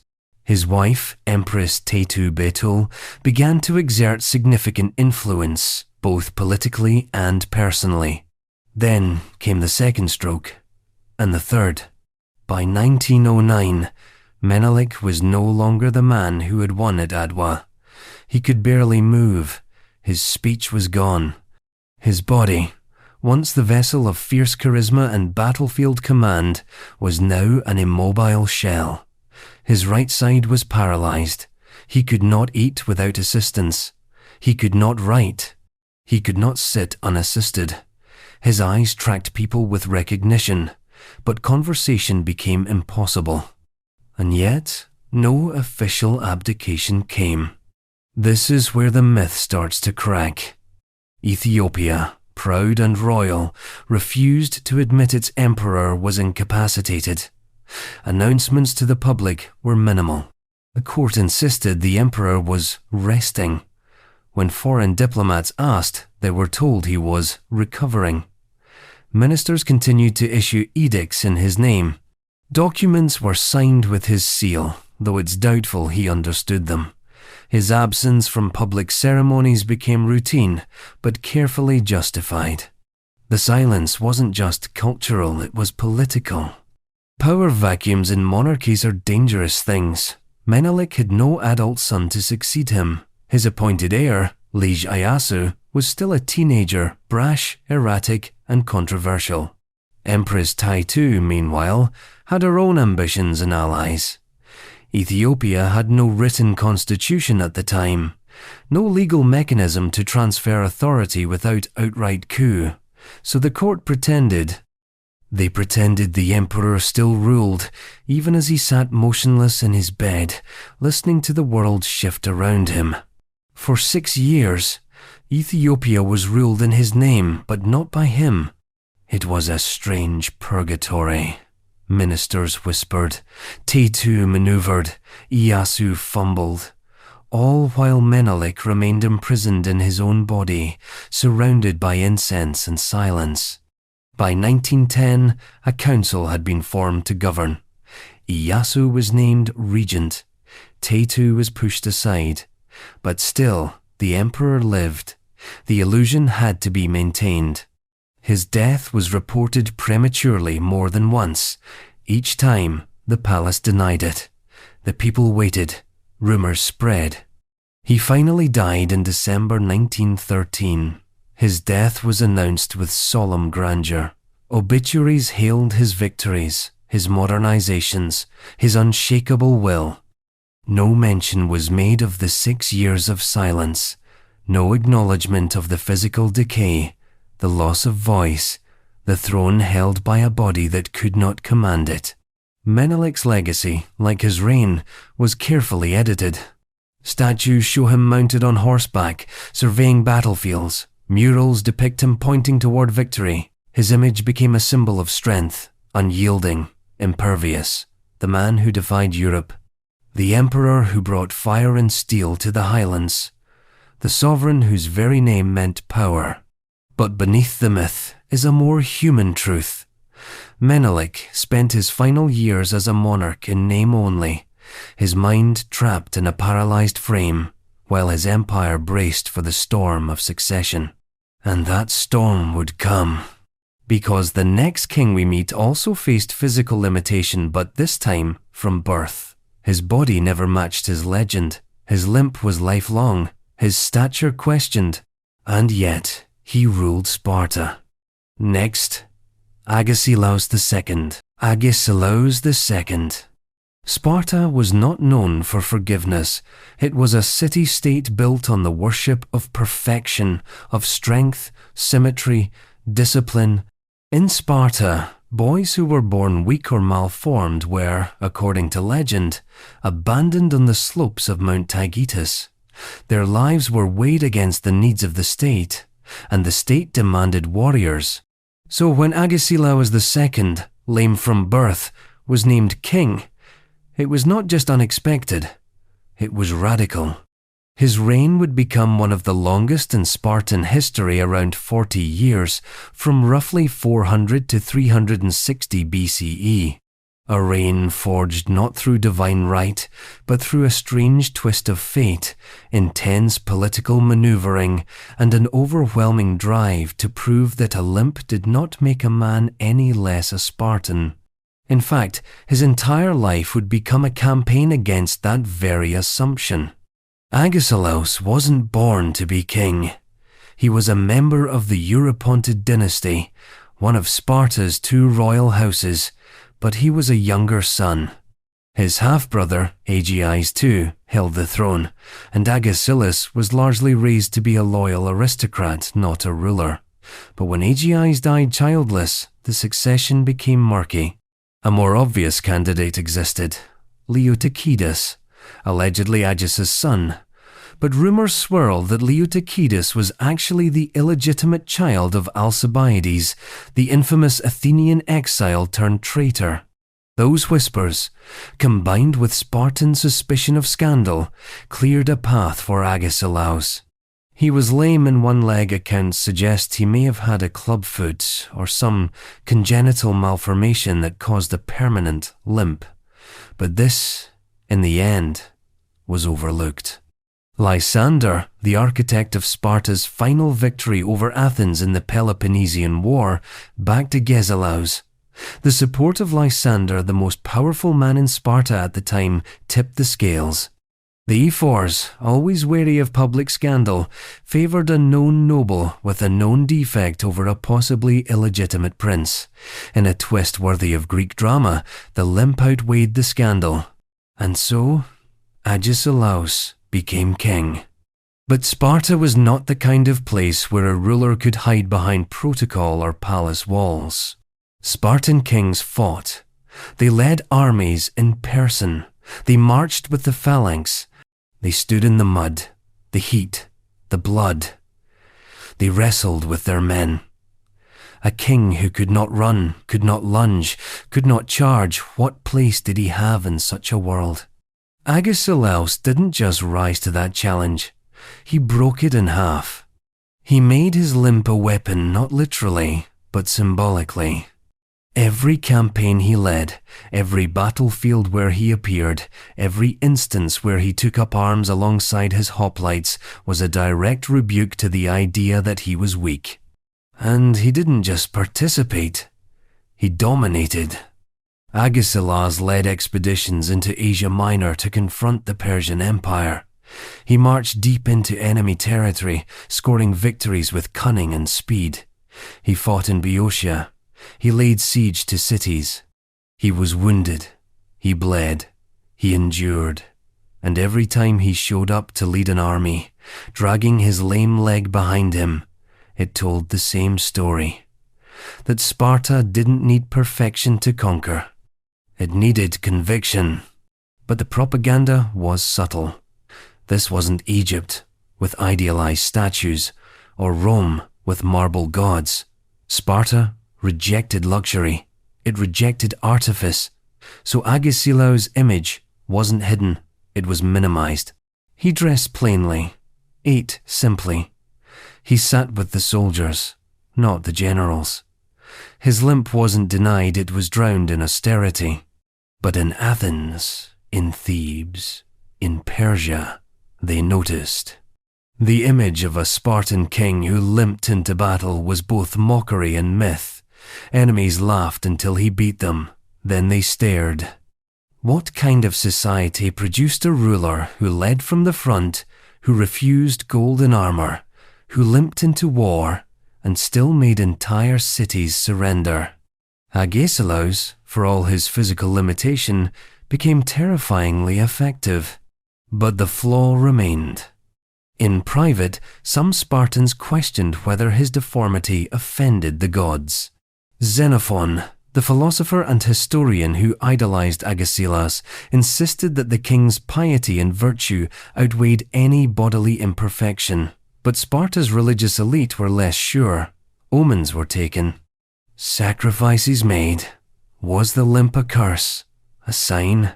Nothing was ever said aloud, but suspicion lingered. And in time, his body did become a liability. By the end of his reign, after decades of war and walking with a crooked gait, Agesilaus was visibly aged. His leg deteriorated further. He could no longer ride or march as before. His influence waned. Sparta itself was weakening.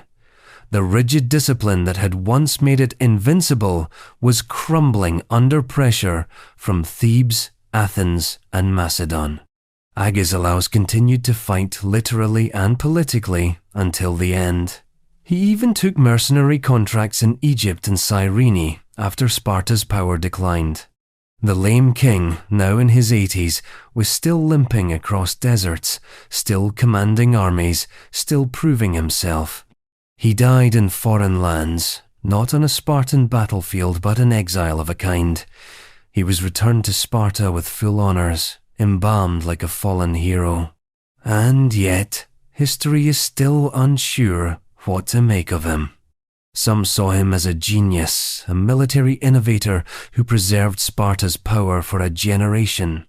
Others saw him as a tragic figure, driven by insecurity, compensating for his deformity with endless war. His reign was one of blood and steel, but it was also a mirror. It showed what Sparta feared most, that even in a society built to destroy the weak, weakness could wear a crown. That's the extremity. A man born into the least forgiving culture in the ancient world, who should have been discarded at birth, instead ruled it for 4 decades. But where Agesilaus walked with a limp, the next king on our list walked with a past full of scars. Scars carved from the battlefield itself. He lost an eye in war. He limped from leg wounds. And still, he forged a legacy that shaped an empire. Next, Philip II of Macedon. Philip II of Macedon. Before there was Alexander the Great, there was Philip. And if history were a little less obsessed with the son, the father would be known not merely as a king, but as a conqueror who carved empires from chaos using nothing but military genius, iron will, and a body broken in battle. Philip II of Macedon didn't inherit a kingdom so much as he inherited a target. When he took the throne in 359 BCE, Macedon was a fractured, feudal, and largely ignored northern kingdom, viewed by the Greeks as barbaric and backward. It had enemies on every border. Tribes raided its cities. Its nobles were treacherous. Its army was undisciplined. Philip took this mess and transformed it into a war machine. But he did it while carrying the weight of 2 serious disabilities, one eye lost and a leg that never healed properly. His limp and his scarred face weren't metaphors, they were facts. Visibly, unmistakably real. His physical injuries came later in life, but his fight for legitimacy began much earlier. Philip had grown up as a political hostage in Thebes, where he was exposed to high Greek culture, military strategy, and perhaps most importantly, the flaws of Greek unity. He saw firsthand how city-states fractured and bickered, how alliances frayed, and how politics could be more deadly than war. When he returned to Macedon and assumed power, Philip began an unprecedented campaign of reform. He professionalized the army, introduced the sarissa, a 6-meter-long spear that gave Macedonian phalanxes a terrifying reach. He trained his men rigorously and paid them regularly. War was no longer a seasonal hobby for noblemen, it was a science, and he was the professor. But greatness came at a cost, and Philip paid it in blood. In 354 BCE, during a siege at Methone, a strategically placed city on the Aegean, Philip was struck in the face by an enemy arrow or catapult fragment, depending on the source.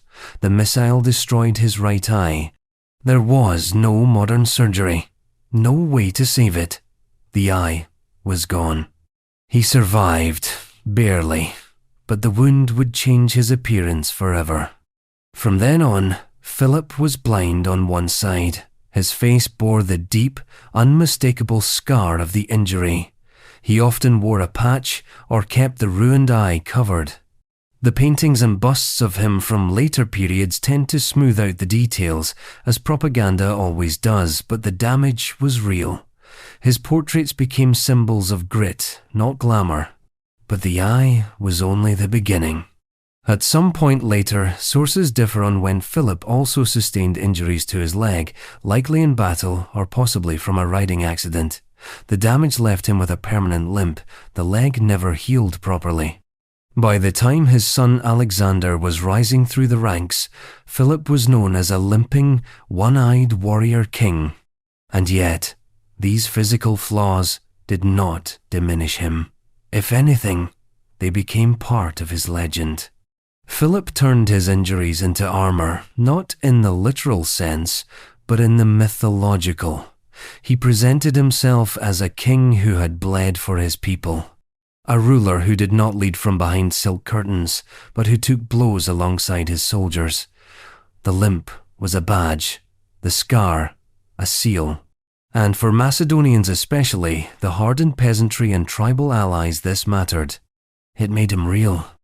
While Greek city-states obsessed over ideals of symmetry and physical perfection, Philip broke the mold. His court didn't glorify him as a god.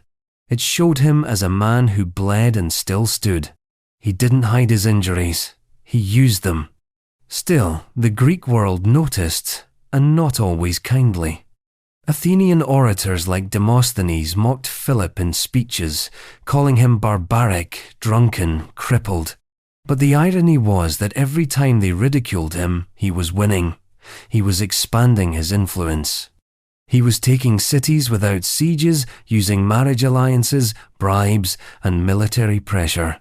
And when diplomacy failed, he sent his Sarissa phalanx to finish the job. Philip didn't need both eyes to see what Greece had become. By 338 BCE, he had effectively unified the fractured Greek world under Macedonian hegemony. At the Battle of Chaeronea, he crushed the combined forces of Athens and Thebes, with his 8-year-old son Alexander commanding the left wing.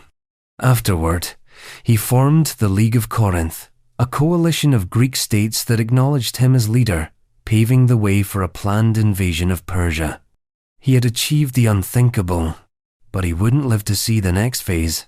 In 336 BCE, Philip was assassinated during the wedding celebrations of his daughter Cleopatra, not to be confused with the later Egyptian queen. He was stabbed by one of his own bodyguards, possibly part of a deeper conspiracy, possibly a personal vendetta. Even in death, the details remained political. He left behind an empire ready for expansion and a son raised in the shadow of his scarred, limping father. And that's part of the deeper extremity of Philip's story. He wasn't just a king with disabilities. He was a father whose damaged body became a blueprint for his son's glory. Alexander inherited the throne and the army, but more than that, he inherited the myth, the one-eyed warrior, the king who conquered despite his broken parts, the man who proved that war is won not with symmetry, but with strategy and stubbornness. Philip wasn't a god, he was more dangerous, a man with something to prove. And as brutal as his story was, the next king had even less to work with.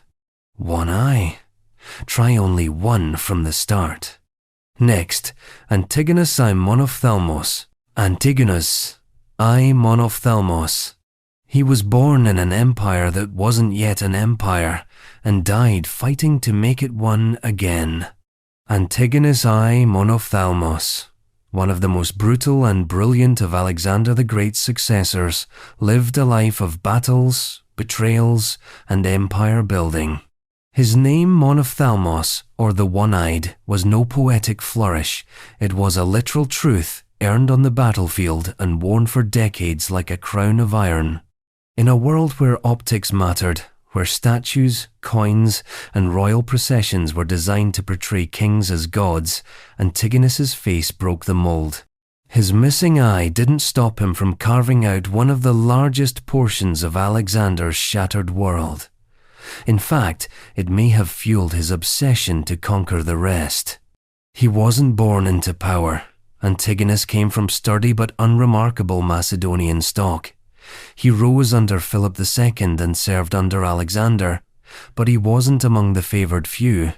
When Alexander died suddenly in 323 BCE with no clear heir, Antigonus was already an experienced general.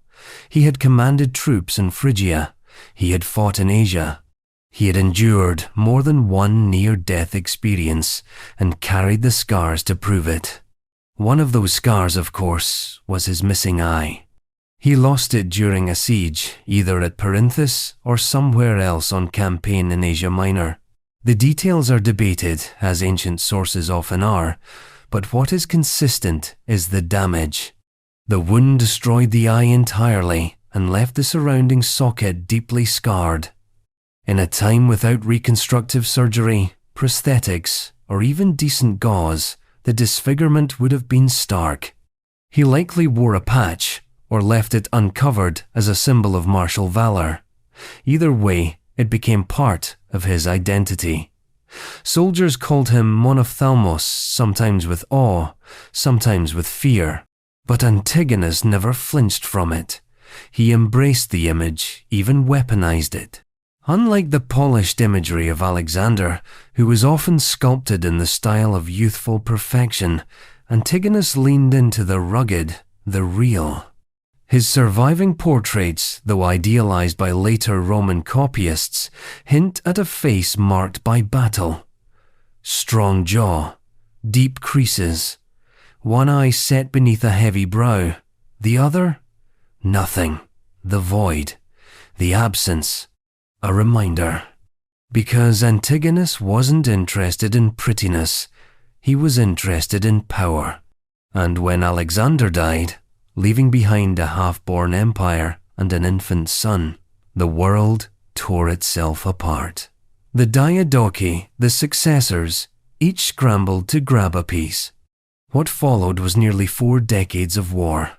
Coalitions formed and shattered, kings rose and fell. Macedonia itself passed hands like a hot coal. And through it all, Antigonus kept marching. He was relentless, unyielding, and above all, ambitious. Unlike many of the other successors who sought to defend their corner, Antigonus wanted all of it. The empire, the throne, the legacy. And his disability? It didn't disqualify him. It made him iconic. Here was a general who had lost an eye in the service of empire, who had given part of his face to history. He wore the loss like a badge, a relic of loyalty, or a promise of vengeance. Even as younger, flashier players entered the game. Demetrius, Seleucus, Ptolemy Antigonus stood tall. Uncompromising. Singular. He didn't hide. He didn't soften. He doubled down. But the propaganda machine still had to work overtime. Coins bearing Antigonus's image are rare and for a reason. The ancient world wasn't kind to physical imperfection in rulers. Even as he rose in power, there was a persistent tension. How do you present a disfigured king as divinely favored? The answer? You mythologize the disfigurement. In some court circles, his missing eye became symbolic, a sign that he saw truth more clearly than others, that he had sacrificed sight for insight, that he, unlike the squabbling successors, had vision. And vision he had. By 306 BCE, Antigonus declared himself king, not just satrap or regent, but basileus, the full Macedonian title. He wasn't the only one. Several other Diadochi followed suit. But Antigonus was different. He didn't just claim kingship. He tried to rebuild the empire. He crushed revolts, subdued Asia Minor, wrested control of the Aegean, installed his son Demetrius the Besieger as co-commander. The father-son team became infamous: Demetrius, the glittering playboy warrior, Antigonus, the one-eyed warfather. But there were cracks. The other successors, weary of his growing power, formed a grand coalition. In 301 BCE, at the Battle of Ipsus in central Anatolia, they confronted him with overwhelming force. The combined armies of Seleucus and Lysimachus met Antigonus and Demetrius in a showdown that would decide the future of Alexander's empire. Antigonus was over 80 years old. Blind in one eye, battle-worn, yet still in the center of the line. He refused to yield, even when the tide turned, even when Demetrius's cavalry was drawn away, even when his flanks began to fold. He stood his ground, and he died on the field. Killed not in his sleep, not by intrigue or poison, but by spears and arrows, under the open sky, fighting for an empire he could almost see whole again. That's what makes Antigonus extreme. Not just the fact that he ruled with one eye, but that he ruled better for it. That he turned disfigurement into defiance. That he made it part of his legend. His legacy lived on through Demetrius, through the Antigonid dynasty that would eventually reclaim Macedon. But the man himself, Monophthalmos, remained unmatched. Because while one eye was gone, the other never blinked. And that image, flawed, fierce, half-sighted, would echo centuries later in another empire, one where deformity was shameful, where disability was hidden, and where a man stuttered, stumbled, and shook his way onto the throne. Next, Claudius. Claudius. In the imperial palace of Rome, amid its marble statues and perfumed corridors, Claudius was the man no one saw coming. He was not supposed to rule, not supposed to speak in public, not supposed to be remembered. He was, in the minds of his powerful family, a shameful shadow trailing behind the greatness of the Julio-Claudian line, a man born wrong in a world that demanded perfection. He had a limp. He stammered. He drooled when excited. His voice was harsh, his laugh strange. His posture was awkward, and his hands trembled. Ancient sources give us a spectrum of mockery. Some say he was a monster, others a fool, and still others described his movements as those of a puppet, jerky and inelegant. He was hidden from public life, excused from state functions, and generally written off by the imperial elite as harmless and half-broken. And yet he became emperor, one of the longest reigning emperors of the early Roman Empire, and one of the most competent. Let's step back. Claudius was born in 10 BCE into the most powerful family in Rome. His father, Drusus, was a celebrated general. His mother, Antonia Minor, the daughter of Mark Antony. His uncle was Emperor Tiberius. His great-uncle and adoptive grandfather was Augustus himself. His family tree was carved in marble, but Claudius's body was not. From early childhood, he was seen as defective. Most historians believe he had some form of cerebral palsy or a neurological disorder that caused motor issues and speech impairment. The exact diagnosis is lost to time, but the effects are well documented. Suetonius, the gossipy biographer of the emperors, writes that Claudius's own mother called him a monster, and his grandmother said he was only kept alive as a warning to others. His own family laughed at him at dinners, mocking his spasms and garbled words. So he was pushed to the margins. He was allowed to study, because no one expected him to do anything dangerous with knowledge. He became a scholar. He read obsessively. He wrote histories, some of which have survived in fragments. He developed an intricate understanding of law and governance, but still, he was never considered for power. Augustus ignored him. Tiberius sidelined him. Caligula humiliated him. Caligula, his nephew and predecessor, liked to drag Claudius out during banquets to make guests laugh. The stammering uncle, the shaking relic. He was a living joke. In public, Claudius was a patrician footnote. In private, he was writing, studying, waiting. Then came the knife. In 41 CE, after years of cruelty, erratic behavior, and open debauchery, Emperor Caligula was assassinated by members of his own Praetorian Guard. Chaos exploded in the palace. Senators scrambled.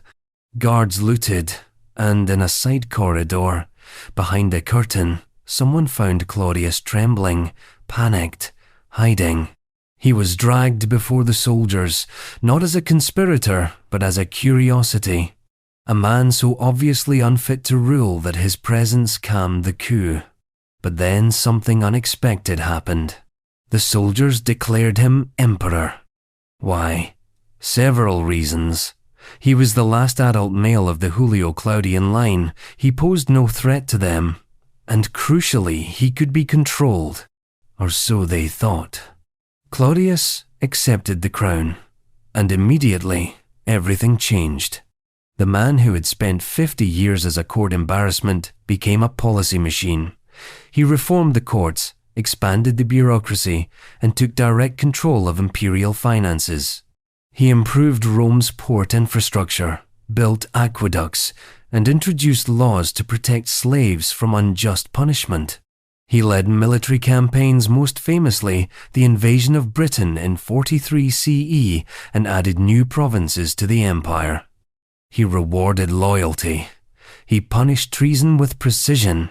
He didn't scream or posture or revel in blood like Caligula. He governed, and he did it while limping and stammering and drooling. Here's the extremity.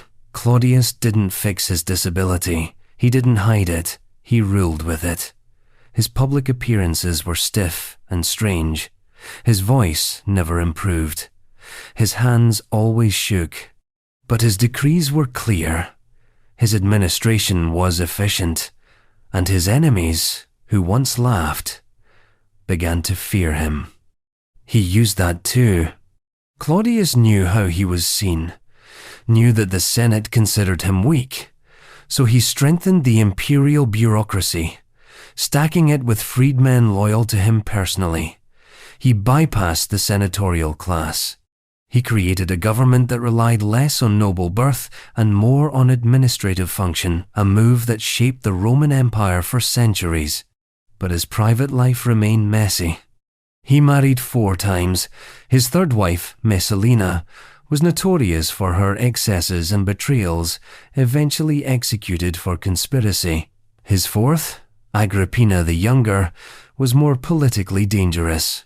She maneuvered her own son, Nero, into the line of succession, an act that may have led to Claudius's death. Some historians believe she poisoned him with mushrooms in 54 CE. He died at 63. Some say in his sleep, others say in agony. And Rome mourned not deeply, but respectfully. He was not beloved. He was not hated. He was a surprise. But his story is one of the most extreme reversals in royal history. A man born with visible, uncontrollable impairments, mocked by family, hidden by empire, dragged into power as a puppet. And yet, he ruled with more intelligence and effectiveness than the golden boys before him. His legacy is paradoxical. The disability that had once been his prison became his weapon. He used others' underestimation as armor. He wrote laws while others wrote poems. He stabilized while others postured. He saw what others didn't, perhaps not clearly, but deeply. And though Claudius's body had betrayed him since birth, the next monarch on our list faced a betrayal of form as well, but one sculpted not by nature, but by disease, a spine that curved, a figure that twisted, a reputation warped beyond repair by Tudor propaganda. Next, Richard III. Richard III. For centuries, Richard III was the villain king. The child, murdering, throne-stealing, hunchback devil immortalized by Shakespeare's quill and reinforced by Tudor propaganda. His very body, we were told, betrayed the rot within, a deformed back, a twisted soul. Crookback Richard, hunched and snarling, a monster in a crown. But history is crueler than fiction, and reality even crueler still. Because Richard III did, in fact, have a severe physical deformity. But it wasn't the grotesque caricature penned for Elizabethan theatre. It was real, anatomical, painful, and profoundly misrepresented. He had scoliosis, a serious curvature of the spine. His ribcage was rotated. His right shoulder sat higher than the left. By the time he reached adulthood, Richard's torso had visibly twisted. He wasn't a misshapen goblin, but he was visibly and permanently physically different. His spine bent like a question mark, challenging everything a medieval king was supposed to embody: strength, symmetry, command. And in medieval England, appearance was politics. Let's go back. Richard was born in 1452, the 11th child of Richard, Duke of York, and Cecily Neville. His bloodline was impeccable. He was Yorkist royalty through and through, descended from Edward III on both sides. But he entered the world during one of the most vicious civil conflicts in English history, the Wars of the Roses. The Plantagenets were eating each other alive. Lancaster versus York, brother against cousin, throne against throne. Into this came Richard, small, quiet, serious. As a boy, he was sent to train under the Earl of Warwick, the kingmaker. He learned war, law, governance. He saw the court not as a place of opulence, but as a field of knives. But the body told its own story. His scoliosis didn't kill him, didn't cripple him, but it shaped him. Modern forensic analysis shows the curve began during adolescence, growing worse with age. He likely experienced chronic pain. He probably stood with an uneven gait. He might have worn specially tailored armor or had difficulty riding long distances without discomfort. His chest would have appeared slightly compressed, his silhouette distinct, and yet he became a warrior. That's the contradiction. Despite his spinal deformity, Richard led troops into battle. He wasn't cloistered in castles or shadowed by clerics. He fought at Barnet and Tewkesbury. He charged. He killed. He survived. The twisted spine didn't prevent him from becoming one of the most militarily competent nobles of his generation. In 1483, after the sudden death of his brother, Edward IV, Richard was named Lord Protector for his 2-year-old nephew, Edward V. The young king never made it to coronation. Within months, Richard took the crown for himself. The princes Edward and his brother Richard vanished into the Tower of London, and Richard III's fate was sealed. The disappearance of the princes remains one of history's great cold cases. Were they murdered? If so, by whom?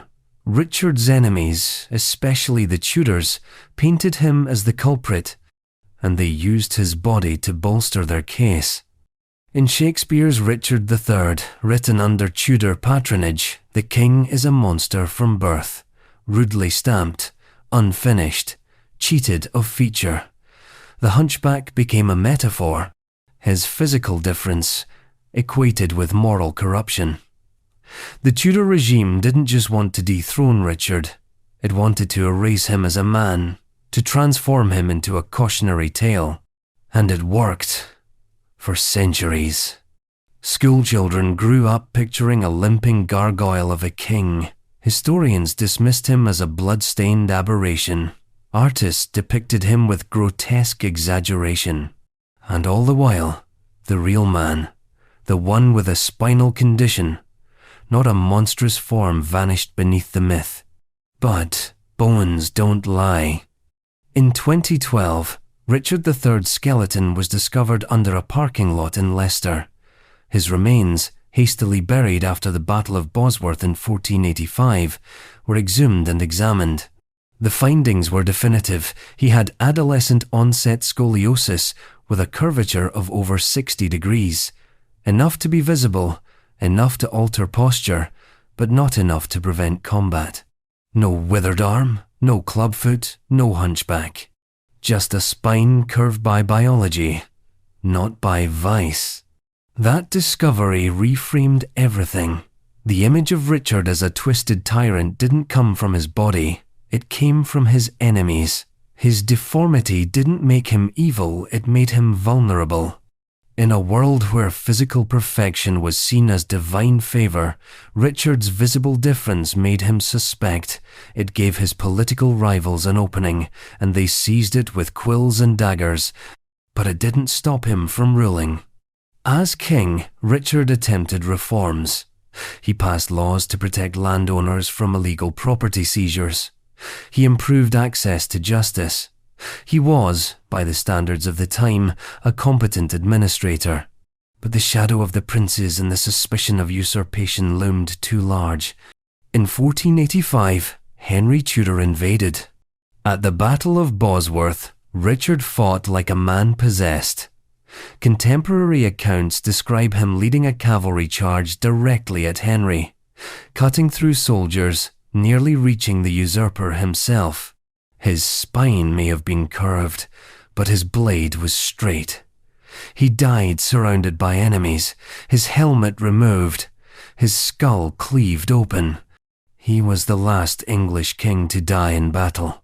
And yet, his legacy was buried under half a millennium of propaganda, a body misrepresented, a life misunderstood, until the bones beneath the asphalt whispered something closer to the truth.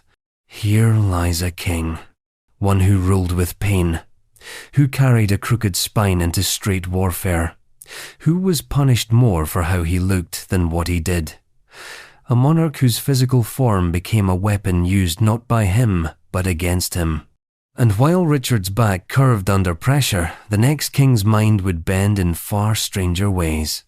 A monarch haunted by invisible storms, not twisted by bones, but unraveled by thoughts. Next, Henry VI, Henry VI. If Richard III was the king shaped by scoliosis, Henry VI was the one shaped by silence. Not the silence of strategy, or the calculated pause of a shrewd monarch, but a hollow, vacant kind of silence. The kind that stretches across months. The kind that fills a throne room with dread. The kind that ends dynasties. Henry VI, King of England twice over, was not known for speeches, victories, or charisma. He was known for absence. Absence of will, absence of presence, absence of command. The man whose name would become synonymous with national collapse reigned for nearly 4 decades, and for large parts of that time, he was mentally gone. He wasn't born into a broken legacy, quite the opposite. Born in 1421, he was the only son of Henry V, the warrior king of Agincourt fame, the English thunderbolt, who came within a hair's breadth of conquering France. Henry V was everything a medieval monarch was supposed to be: virile, victorious, commanding. His son inherited none of it. When Henry V died in 1422, the infant Henry VI became king at just 9 months old. He was the youngest monarch in English history, a baby swaddled in crimson, cradled by regents, and shielded from reality. England's glory days ended the day he took the throne. From the beginning, he was delicate. Not in body, he was reasonably healthy, but in spirit, quiet, introspective, gentle to a fault. Where his father had swung swords, Henry preferred prayer. He was more monk than monarch. His tutors praised his piety and patience, but worried about his detachment. He rarely laughed, rarely grew angry, rarely engaged. He floated through royal life like a man under water. Still, for a time, England held. The regents managed affairs until Henry came of age in 1437, but the moment he took personal control, the decline began. He was passive. He trusted the wrong people. He couldn't manage court factions.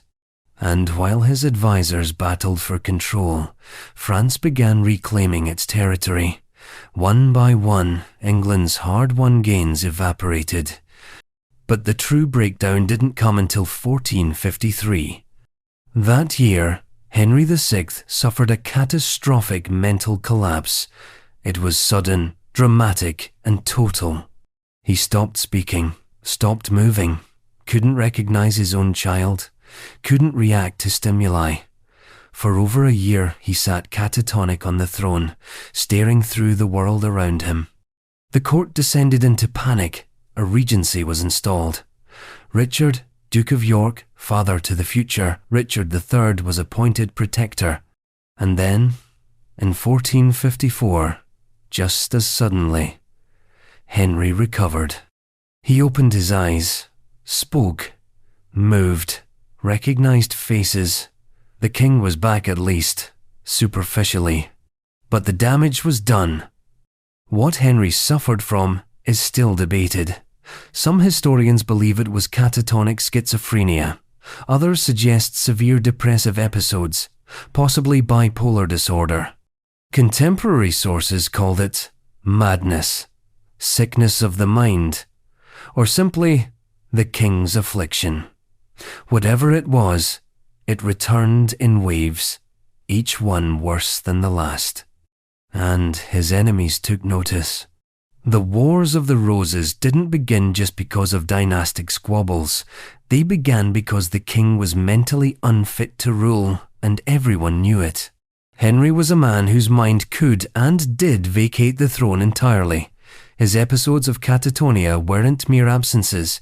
They created a vacuum of power, and vacuums demand to be filled. Yorkists and Lancastrians began manoeuvring. Queen Margaret of Anjou, Henry's formidable wife, took control in his stead, leading the Lancastrian cause in what would become a dynastic civil war.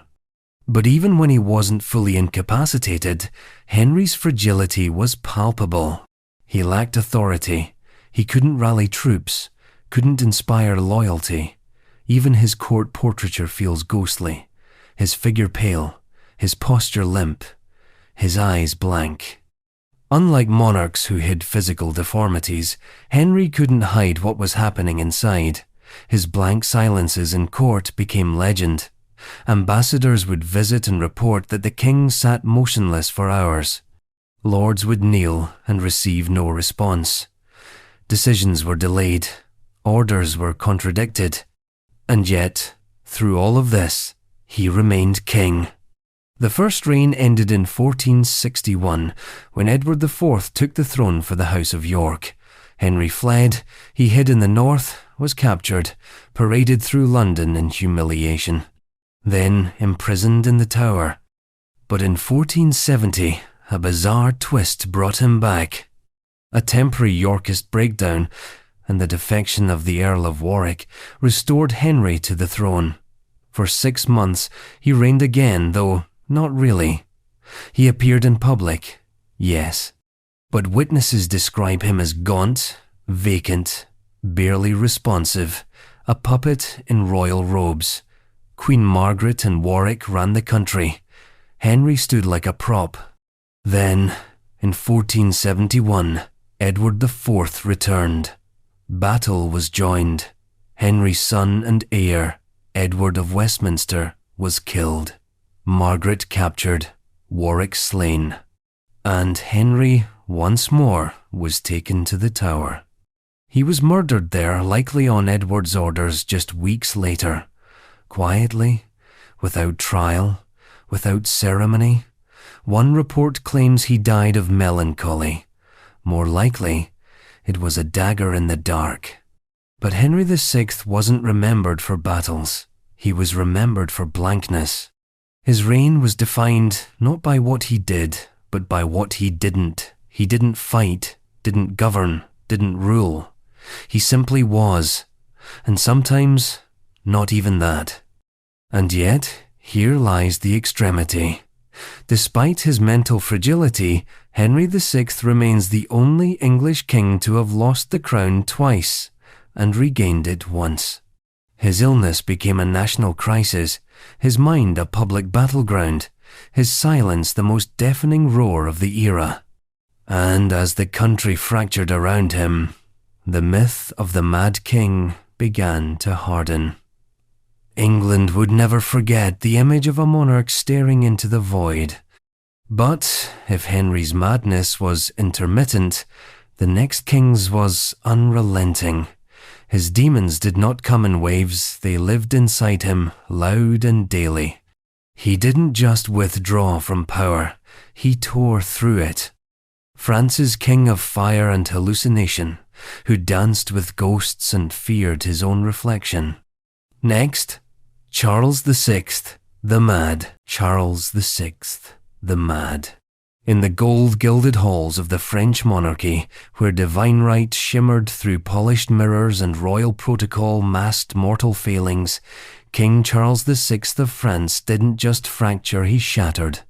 Not suddenly, not quietly, but in bursts of violent delusion, chilling clarity, and prolonged silence. Over a reign that lasted more than 4 decades, Charles VI came to embody the unthinkable, a king at war with his own mind. He was known as Charles the Beloved when he came to power in 1380. When he died in 1422, they called him Charles the Mad. The transformation wasn't just rhetorical, it was real, and it shook the very foundations of France. Charles became king at the age of 11 after the death of his father, Charles V, a wise and reform-minded monarch. Young Charles was bright, attractive, and physically vigorous, everything France hoped for in a king. He was raised under the regency of his uncles, who quickly enriched themselves and drained the state, while France simmered under the weight of plague, famine, and the 100 Years' War.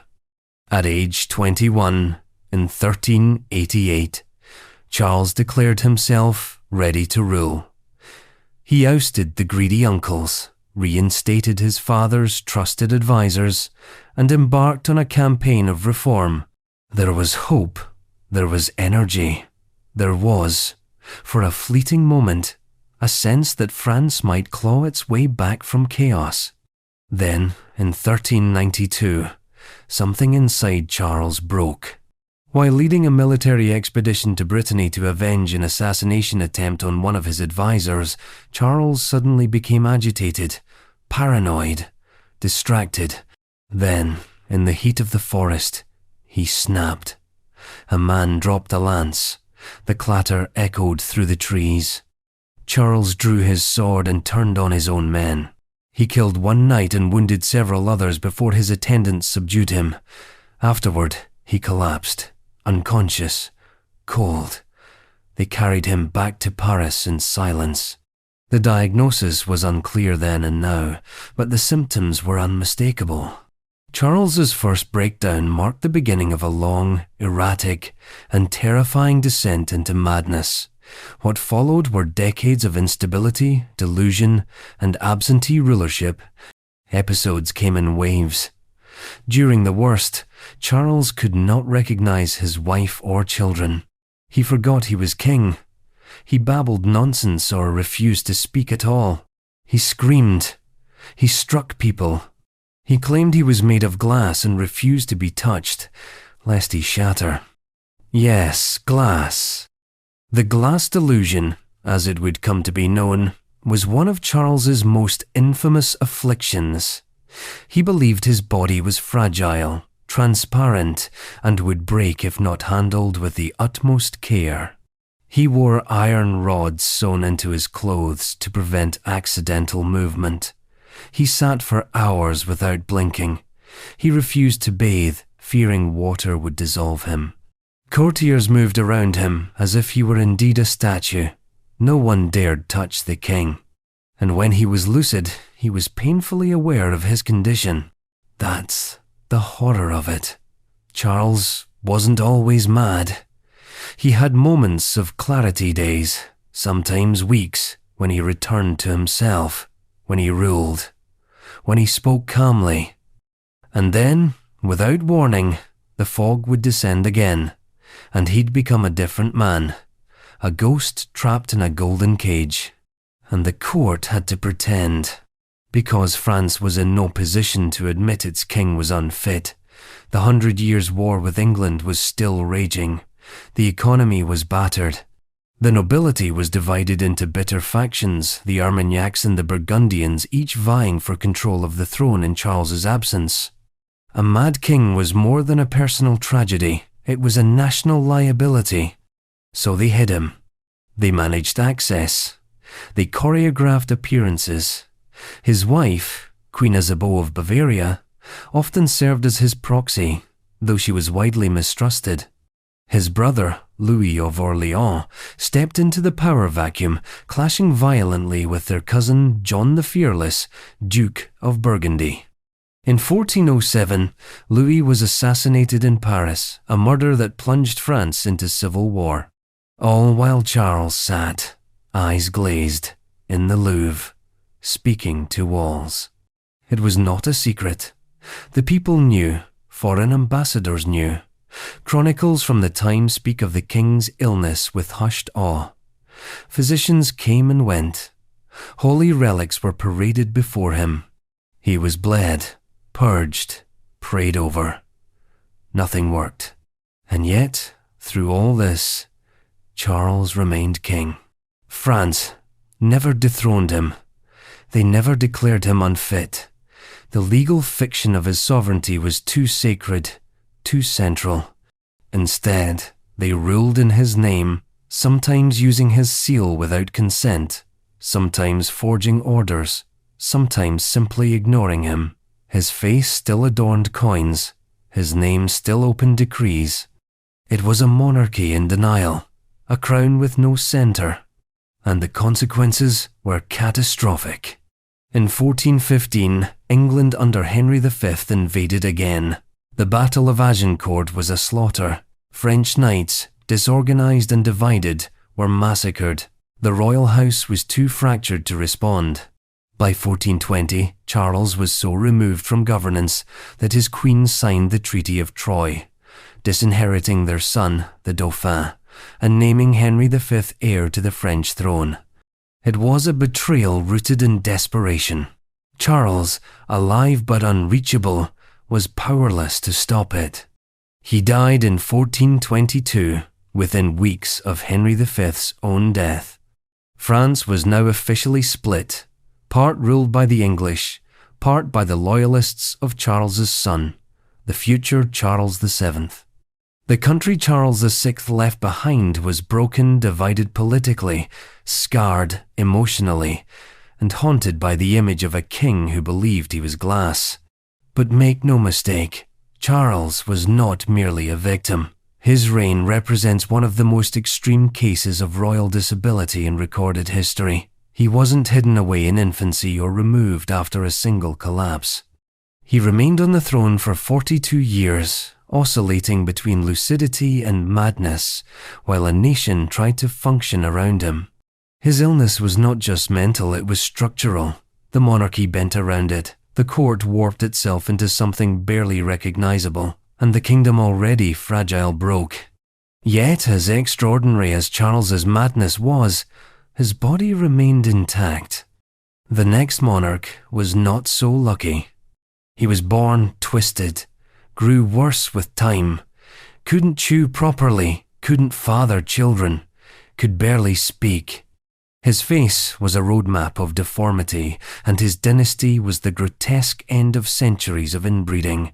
Next, Charles II, El Hechizado. Charles II, El Hechizado. In the corridors of the Spanish royal court, beneath the chandeliers and gilded tapestries, one man's face told the story of an empire in decline.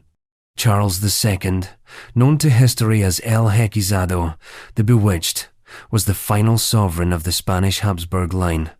His body, from birth, was a living monument to centuries of genetic recklessness. His reign marked not just the slow unraveling of a once global empire, but the grotesque end of a dynasty that had pushed bloodlines beyond the brink.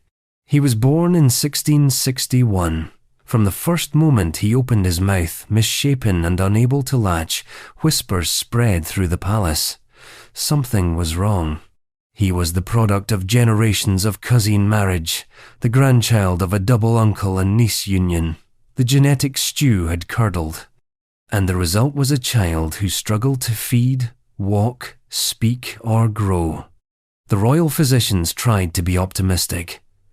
The court tried to pretend. But Charles's deformities were too visible, too dramatic, too undeniable.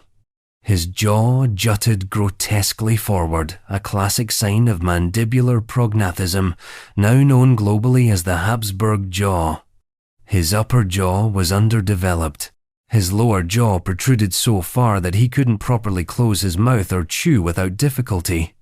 Eating was laborious, speaking was worse. His tongue was oversized and uncooperative. His speech was slurred and hard to understand. At court ceremonies, the crowd sometimes strained to make sense of their monarch's words. And that was just the face. His body was frail, his limbs thin, his coordination poor. He was late to walk. He didn't speak until he was nearly 4. His mind developed slowly, if at all. Throughout his life, he was plagued by seizures, mysterious illnesses, and chronic gastrointestinal issues. He was often confined to bed.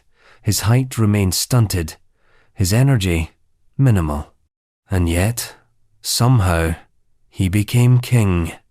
When Charles II ascended to the Spanish throne in 1665, he was just 4 years old. His father, Philip IV, had died himself, the product of extensive inbreeding, but still able-bodied enough to rule and reproduce. Charles's mother, Mariana of Austria, became regent, and for years she ruled in his name, while the court tried desperately to deny what everyone could see. The king was broken. There was no hiding it. No sculptor could smooth out that jaw. No painter could fully erase the slack posture or the glassy gaze. Still, they tried. Royal portraits of Charles II present a stiff, pale figure dressed in impeccable brocade, surrounded by dogs, symbols of loyalty, and Catholic iconography. But the eyes are distant. The mouth droops. The body slumps. The brush can only lie so far. The Spanish court became a place of constant image management. Charles was rarely allowed to speak in public without pre-scripted support. He appeared at ceremonies in elaborate regalia designed to compensate for his physical awkwardness. Public appearances were tightly controlled. His fragility became a state secret disguised in full view. And yet, Spain needed more than a symbol. It needed an heir. That became the great obsession of Charles's reign: reproduction. Could he sire a child? Could this distorted body, barely able to chew its food, produce the next king? The answer was no. Charles II was married twice, first to Marie Louise of Orleans, then to Maria Anna of Neuburg. Both were young, beautiful, and carefully chosen for fertility. Both failed to produce an heir. For years the blame was pinned on the queens. Court physicians interrogated their fertility. Rumors swirled. But behind closed doors, it was clear. The problem was Charles. He was impotent. Documents suggest his genitalia were underdeveloped. He likely suffered from multiple endocrine disorders. His body, so visibly marked by his lineage's desperate desire to keep power in the blood, could not pass that blood on. And the irony is unbearable. A dynasty obsessed with genetic purity created a monarch incapable of continuation. Politically, Charles's reign was one of decline. Spain's dominance had already waned by the time he took the throne, but under his rule, the unraveling accelerated. The military crumbled. The economy faltered. Corruption bloomed. Ministers rotated like bad actors in a doomed play, each blaming the last for the empire's collapse. Charles, mostly passive, was rarely the villain but never the solution. His mother dominated early policy, appointing her favorites and alienating the nobility. Later, various factions jockeyed for control. France and Austria loomed, each angling for influence through marriage alliances and backroom diplomacy. The Spanish court became a puppet theatre of foreign interests, with Charles blinking slowly at center stage. His nickname, El Hechizado, was born from more than just mockery. Many in Spain genuinely believed Charles was cursed. How else to explain his failings? The sickly boy. The impotent man. The monarch who couldn't command a horse, a parliament, or a bedroom, exorcists were summoned, holy relics paraded, black magic was blamed. They were fighting genetics with incense. And it only got worse. In his final years, Charles degenerated rapidly. His body withered. He could barely digest food. His skin turned sallow. He hallucinated. He heard voices. He believed himself possessed. His court watched, helpless, as the king slipped into decay. He made desperate pilgrimages to healing shrines. At one point, he ordered the disinterment of his dead ancestors so he could examine their corpses, seeking answers among the bones of the men who had cursed him. He died in 1700, at the age of 38, without an heir. His death ended the Spanish Habsburg line. The War of Spanish Succession would follow a continent-wide conflict sparked by one man's sterile body. And here lies the extremity. Charles II wasn't just disabled, he was the disability of a dynasty. His entire body jaw, gut, spine, mind was a roadmap of genetic collapse. He was the living consequence of dynastic obsession, the final syllable in a centuries-long experiment in hereditary power. No spin could mask it, no art could beautify it. Charles's deformities weren't whispers, they were declarations. His face didn't just reflect a failing king, it reflected a failing system. But Charles was not alone. His jaw wasn't unique. His features weren't isolated.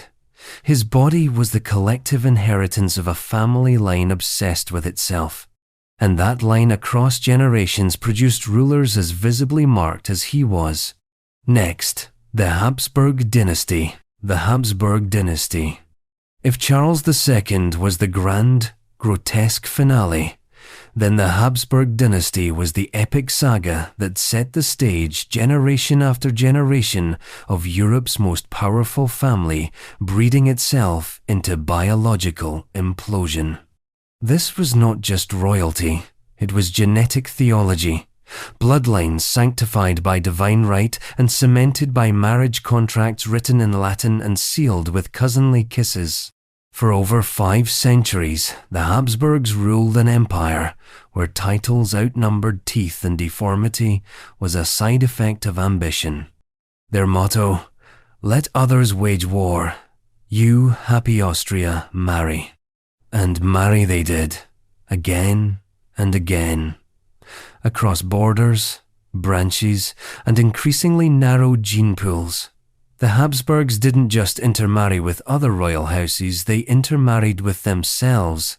Uncles with nieces, first cousins, double cousins. The Spanish and Austrian lines twisted around each other like a double helix with a death wish. And nowhere was the cost of that ambition more visible than in their faces. The Habsburg jaw, technically called mandibular prognathism, became the most iconic and grotesque hallmark of royal inbreeding. It wasn't just a cosmetic quirk. It was a deformity that could make chewing difficult, speech impaired, and facial expressions stiff or unnatural. A forward-thrusting lower jaw, a receding upper jaw, often accompanied by thick lips, a bulbous nose, and an elongated face. Over time, the features grew more pronounced. Subtle asymmetry gave way to cartoonish imbalance. Portraits show monarchs whose mouths never quite closed, whose chins jutted defiantly at history, whose lineage was carved in the bone. And it wasn't just Charles II. Philip IV, his father, had the jaw. Ferdinand IV had it. Maximilian I had the nose and the droop. Every generation compounded the deformity not just physically, but politically. Because as the royal bloodline narrowed, so too did the options for marriage, succession, and governance. Power was consolidated, yes, but at the expense of vitality. The body politic became a literal body, sick, twisted, fragile. In 2019, a group of geneticists published a study that analyzed 11 portraits of Habsburg monarchs, cross-referenced with genealogical data. The findings were clear. The degree of inbreeding in the Habsburg line correlated directly with the severity of their jaw deformities. Charles II, the most inbred of them all, scored off the charts. His inbreeding coefficient was 0.254, the equivalent of the child of siblings. But while Charles was the terminus, he was not the only warning sign. Philip II of Spain, who ruled during the Spanish Golden Age, suffered from chronic health problems, depression, and a rigid, melancholic personality. Symptoms that modern historians suggest may also have stemmed from genetic complications. His portraits show a jaw like a shelf, his expression frozen, his gaze distant. Emperor Leopold I, ruling from Vienna, had a famously elongated face, deep-set eyes, and thick lips, his features so distinct that caricatures of him were banned. He was deeply devout and highly intelligent, but physically awkward and likely infertile for much of his life. Then there was Emperor Charles V, one of the most powerful monarchs in European history, ruling both the Holy Roman Empire and Spain at its peak. His face was so striking that even his allies noted it. The jaw protruded, the speech was slurred, and still, he conquered continents. His physical condition didn't prevent greatness, but it became part of his mythos. The man with a world empire and a face shaped like a fortress wall. For the Habsburgs, deformity was normalized. The portraits don't flinch. There are no attempts to beautify. The artists simply painted what they saw. Jaws out of alignment, mouths unable to close, eyes sunken beneath heavy brows. The deformity became aesthetic, part of the brand. You could tell a Habsburg by their silhouette. Their profile was currency. But behind those canvases were lives warped by biology. Mandibular prognathism is not merely cosmetic. It affects eating, digestion, and speech. It can make breathing difficult during sleep. It changes the way others perceive and interact with you. And when that deformity is inherited not once, but over and over, stacked across cousins, reinforced by deliberate incest, the body becomes a battlefield for decisions made centuries ago. Yet, for all their flaws, the Habsburgs endured. That's the deeper extremity here, not just that they ruled while deformed, but that they kept ruling anyway, for centuries. Despite the mounting physical evidence that something was deeply wrong with their approach to inheritance, they doubled down. They kept marrying within, kept naming nephews as successors, kept ignoring the visible consequences. Because the Habsburg project wasn't about health, it was about divine right. And divine right, by definition, cannot be questioned. If the king has trouble chewing, it must be God's will. If the emperor slurs his words and walks with a strange gait, it's not deformity, it's providence. The state's ideology depended on the body of the monarch being not just legitimate, but sacred.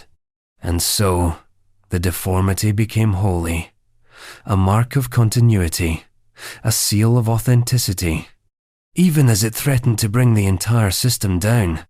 By the end of the Spanish Habsburg line, the dynasty had effectively inbred itself into oblivion. The Austrian line lasted a little longer, finally fading into extinction in the early 18th century. But the legacy of the jaw remains. It is the most visible, measurable, genetic signature of a royal house that mistook lineage for immortality. And perhaps the most haunting part?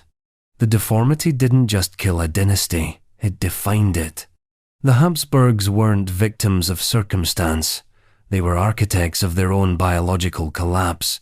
The twisted jaws were not random, they were inherited, engineered, prioritized. The portraits hang in museums, the names are etched in history books, but the bones tell the real story.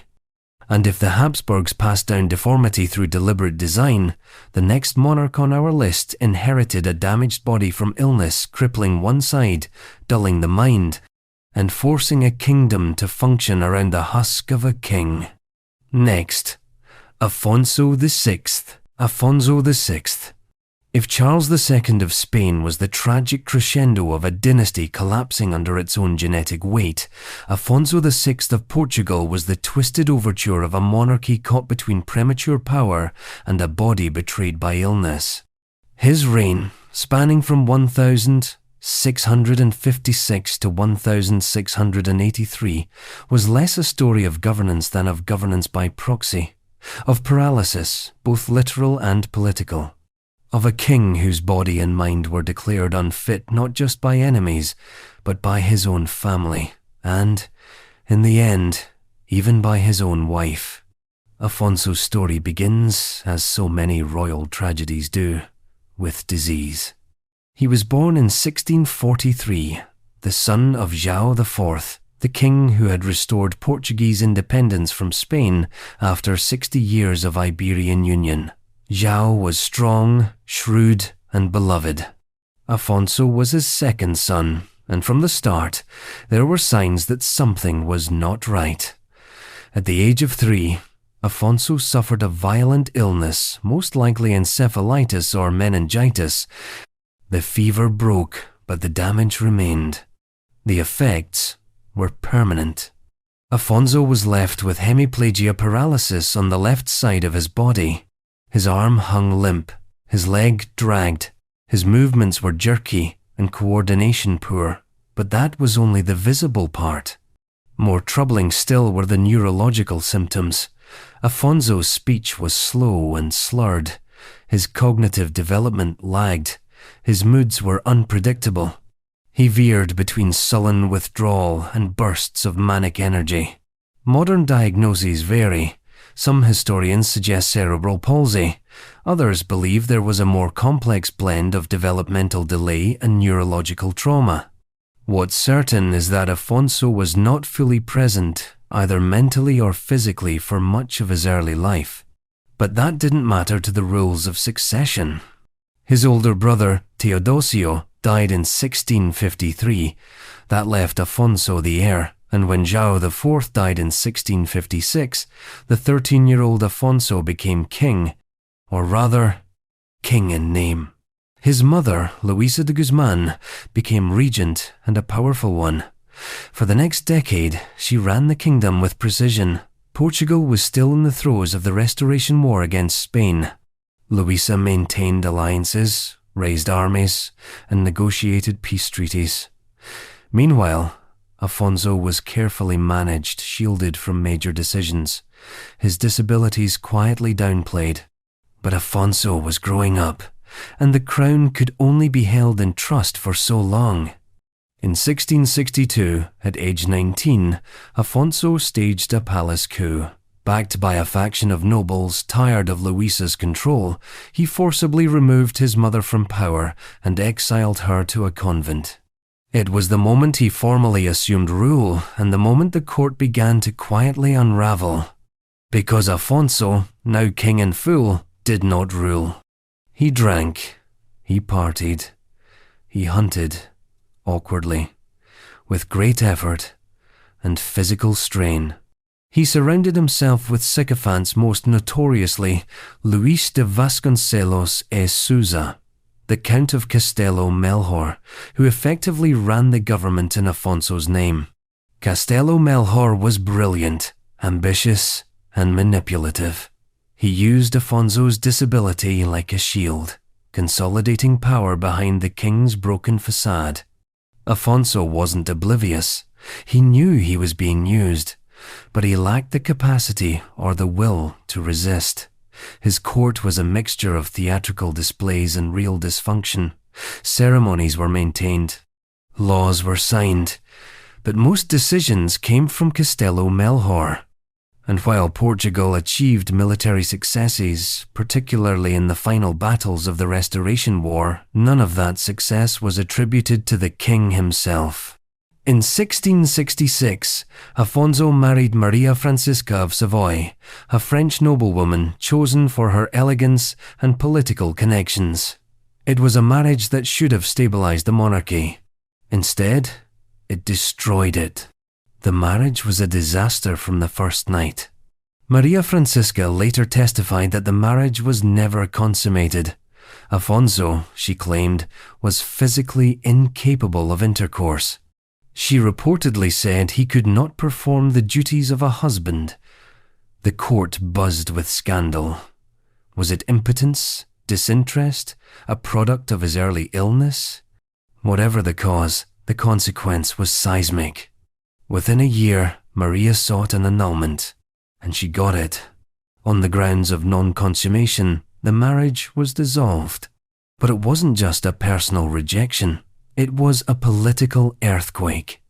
In 1668, with backing from Maria, Castello Melchor's enemies, and the powerful Duke of Cadaval, Afonso's younger brother, Pedro, seized control.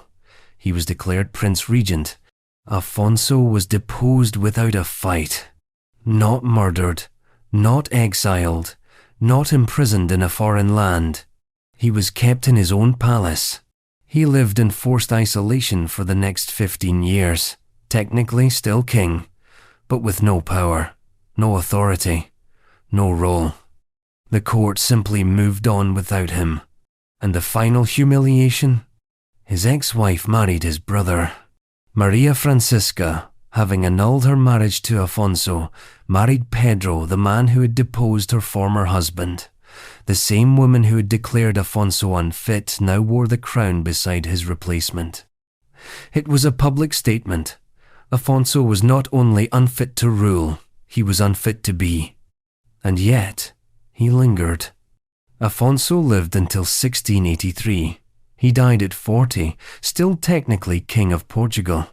His reign was one of the longest in Portuguese history, but also one of the most hollow. A king sidelined not by conquest or assassination, but by the betrayal of his own body and the slow, procedural dismantling of his dignity. His legacy is complex. He wasn't a tyrant. He wasn't cruel.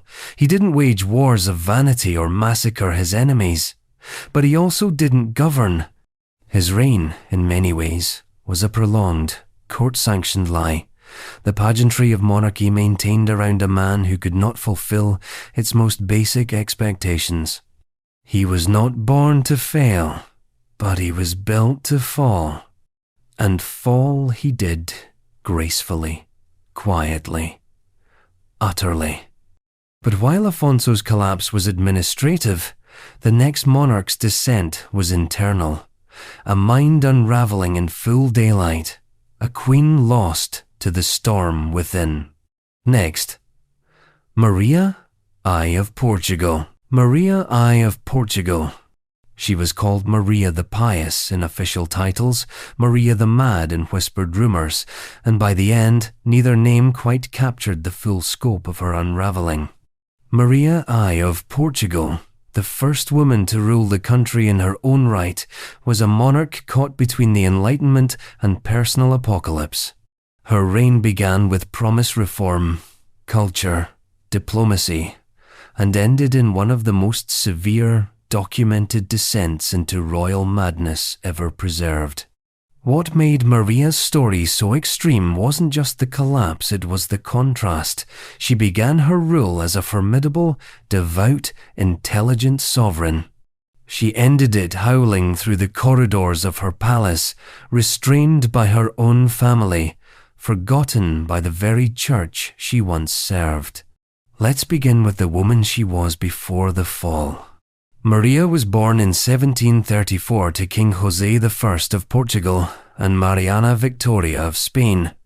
From a young age, she was devout, almost pathologically so. Her education emphasized religion, morality, and royal duty. She read extensively, corresponded with religious thinkers, and took confession with an intensity that unnerved some priests. Her piety was not performative. It was absolute. When her father died in 1777, Maria ascended the throne at 43, becoming the first ruling queen of Portugal. She immediately set about undoing the damage of her father's absolutist policies. She dismissed the powerful and deeply unpopular Marquis of Pombal, a minister known for brutal authoritarian control and Enlightenment-style secularism. Maria wanted to roll back some of those reforms, not out of ignorance, but out of conviction. She reinstated the influence of the Catholic Church. She promoted religious education. She governed with a blend of maternal care and doctrinal rigidity. The people loved her at first. She married her uncle, Pedro III, years earlier, a dynastic match meant to consolidate power. Despite the incestuous lineage, a hallmark of the Iberian royal houses, they appeared to genuinely care for each other. Pedro was supportive, but politically irrelevant. Maria made the decisions. She was firm, devout, and confident. The kingdom prospered. Then, the lights began to dim. The first tremors of instability appeared in the 1782nd. Her eldest son, Jose, died of smallpox. It was a sudden, devastating loss. Maria, who had always been emotionally intense, took it hard. She withdrew from court, began fasting excessively. Her confessions became darker, longer, more obsessive. She started experiencing hallucinations, visions of demons, of damnation, of God's wrath. Then her husband, Pedro, died. Her mental state crumbled further. By 1792, the Queen was no longer functioning as a ruler. Her behavior was erratic, often violent. She wept uncontrollably for hours. She screamed at night. She had to be physically restrained. Her religious fervor had mutated into something terrifying. She believed she was eternally damned, that she had committed unpardonable sins. She refused to eat, claiming to be unworthy of sustenance. She believed the walls were watching her, that angels were cursing her, that the throne itself was an affront to God. It wasn't grief anymore. It was psychosis. The court, horrified and embarrassed, began the familiar ritual of concealment. Maria's son Joe, later Joe VI, assumed power as regent in 1799, but Maria was still alive, still technically queen, so she was hidden away. Not in exile, not in a convent, in her own palace. Doctors were summoned. The most famous was Francis Willis, the same English physician who had treated King George III. Willis arrived in Lisbon in 1793 and assessed the Queen. His diagnosis was blunt, incurable. He recommended strict seclusion, minimal stimulation, and a rotating staff of attendants trained to manage violent outbursts. Maria's illness, likely a form of bipolar disorder with psychotic features or schizophrenia, had reached a permanent, catastrophic stage. She would never recover. And yet, Portugal had to continue. As Europe erupted in the Napoleonic Wars, Maria remained a silent, unseen presence behind the curtains of the royal court. She was still the queen. Coins bore her name. Decrees were written in the name of her most faithful majesty. But she had no voice in governance, no place in statecraft. Her condition became a state secret, though not a well-kept one. Foreign ambassadors gossiped about the mad queen. Portuguese citizens whispered that the monarch was possessed. Religious officials, many of whom had once adored her piety, now avoided involvement, fearing scandal. By 1807, the French army was advancing. Portugal was under threat. João, still technically regent, made a decision that would redefine the country's history. The entire royal family, including Maria, would flee to Brazil. The voyage was extraordinary. Over 15,000 nobles, clerics, and servants sailed across the Atlantic. Maria, disoriented and sick, was among them. Her madness did not subside on the ocean. She screamed during storms. She wept for lost children who were never born. She believed the sea itself was a form of purgatory. And all the while, her attendants managed her with quiet professionalism, as they had for over a decade. In Brazil, the Portuguese court established itself in Rio de Janeiro. It became the de facto capital of the empire, and Maria became the first European monarch to rule from the New World, though, again, only in name. She lived in seclusion in a palace-turned-asylum, surrounded by walls, priests, and whispers. She was a monarch in limbo, no longer queen in fact, but never formally deposed. She died in 1816 at the age of 81. Her reign, officially the longest of any Portuguese monarch up to that point, was both one of Portugal's most progressive and most tragic. A woman who began as a powerful, respected sovereign died believing she was in hell. Her illness wasn't physical.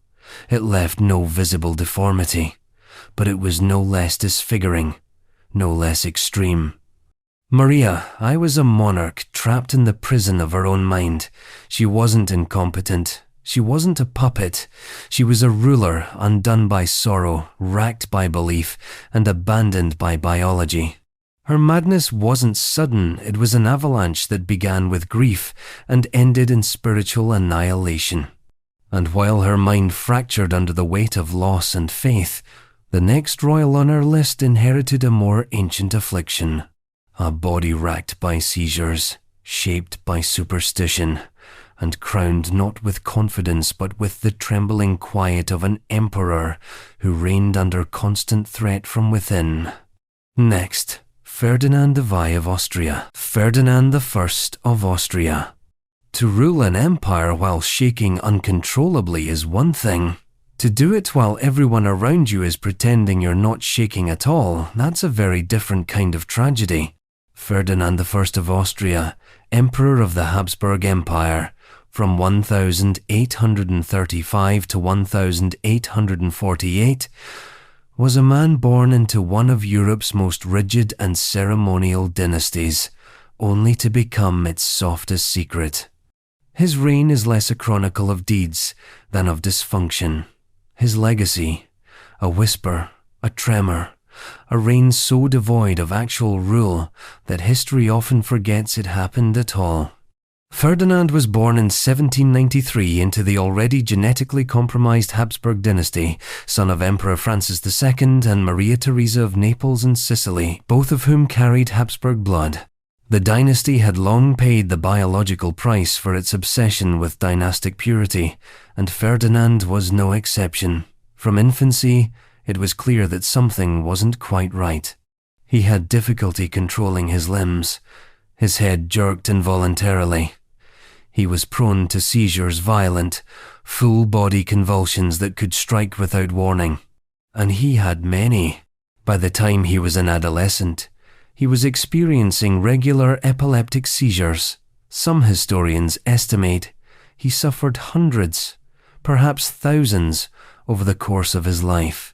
He also exhibited signs of developmental delay. His speech was labored, his handwriting was nearly illegible, his memory was erratic. While he was not unintelligent, his cognition was uneven, brilliant at moments, baffled at others. Today, most historians believe Ferdinand lived with a combination of epilepsy and intellectual disability, exacerbated by generations of Habsburg inbreeding. In an era with no effective treatments for neurological conditions, his caretakers did what royal systems always do when faced with inconvenient truth. They wrapped it in velvet and pretended it wasn't there. They taught him court manners, fed him lines, ensured he learned Latin, though his tutors reported he often forgot entire passages the next day. They tailored his public appearances to the minute, choreographing his movements so carefully that even his seizures could be masked as fatigue. He was kept away from real power. He was paraded, adored, shielded. And when his father died in 1835, Ferdinand was crowned Emperor of Austria. Not because he was ready, not because he was wanted, but because no one else could be. The Habsburg Empire in the 1832nd was enormous, multicultural, and volatile. It encompassed modern-day Austria, Hungary, Czechia, Slovakia, parts of Italy, Romania, Poland, and the Balkans. It required deft political management, linguistic diversity, and above all, strong leadership. Ferdinand provided none of it. The moment he was crowned, a de facto regency took over. Real power lay in the hands of Prince Metternich, the towering conservative diplomat and architect of post-Napoleonic Europe. Alongside Metternich was a council of ministers who acted with the emperor's seal, but rarely with his input. Ferdinand was emperor in title, but not in deed. He signed what he was told to sign, attended ceremonies where he was carefully monitored for signs of neurological distress, smiled, bowed, and waved. It was a government running on autopilot, with a monarch who could barely control his own hands, and yet, the absurdity of the arrangement was both deeply sad and occasionally darkly comic. Ferdinand is perhaps best known for a supposed quote during the 1848 revolutions. When advised that Vienna was in full uprising, the emperor is said to have blinked in confusion and asked, "But am I not the emperor?" A moment that revealed the full extent of his detachment. Whether or not the quote is apocryphal doesn't matter. It captured the national mood. The emperor had become irrelevant. Behind palace doors, Ferdinand lived in a world of routines. He had deep affection for mechanical devices and musical instruments. He played the piano, sometimes for hours. He was known for his love of food, particularly dumplings. One of his more bizarre anecdotes involves him allegedly insisting on being served dumplings during a seizure, slurring out, "I am the emperor and I want dumplings." But his life was not a farce. It was a slow erosion of dignity. He married in 1831 to Maria Anna of Savoy, a woman reportedly chosen because she wouldn't challenge the court's management of Ferdinand. They had no children. The marriage was childless, but relatively affectionate. She became one of his few consistent companions during episodes of illness. By the mid-1842, the storm was brewing. Europe was on the verge of revolution. Nationalist movements were rising, liberal ideologies were spreading, and Austria, with its rigid censorship and reactionary policies, was a powder keg. Ferdinand could not respond. He didn't understand the threats. He couldn't manage political compromise. He couldn't even conduct a coherent speech to Parliament without assistance. So in 1848, after a wave of revolutions broke out across the empire, Ferdinand was finally persuaded gently, with ceremony and ritual, to abdicate. He signed the documents without fully grasping what they meant. The crown passed not to his brother, but to his nephew, Franz Joseph I, who would go on to become one of the longest reigning emperors in European history. Ferdinand retired to Prague.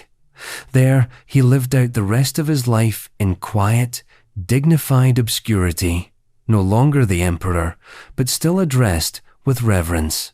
He gardened. He walked. He occasionally played piano.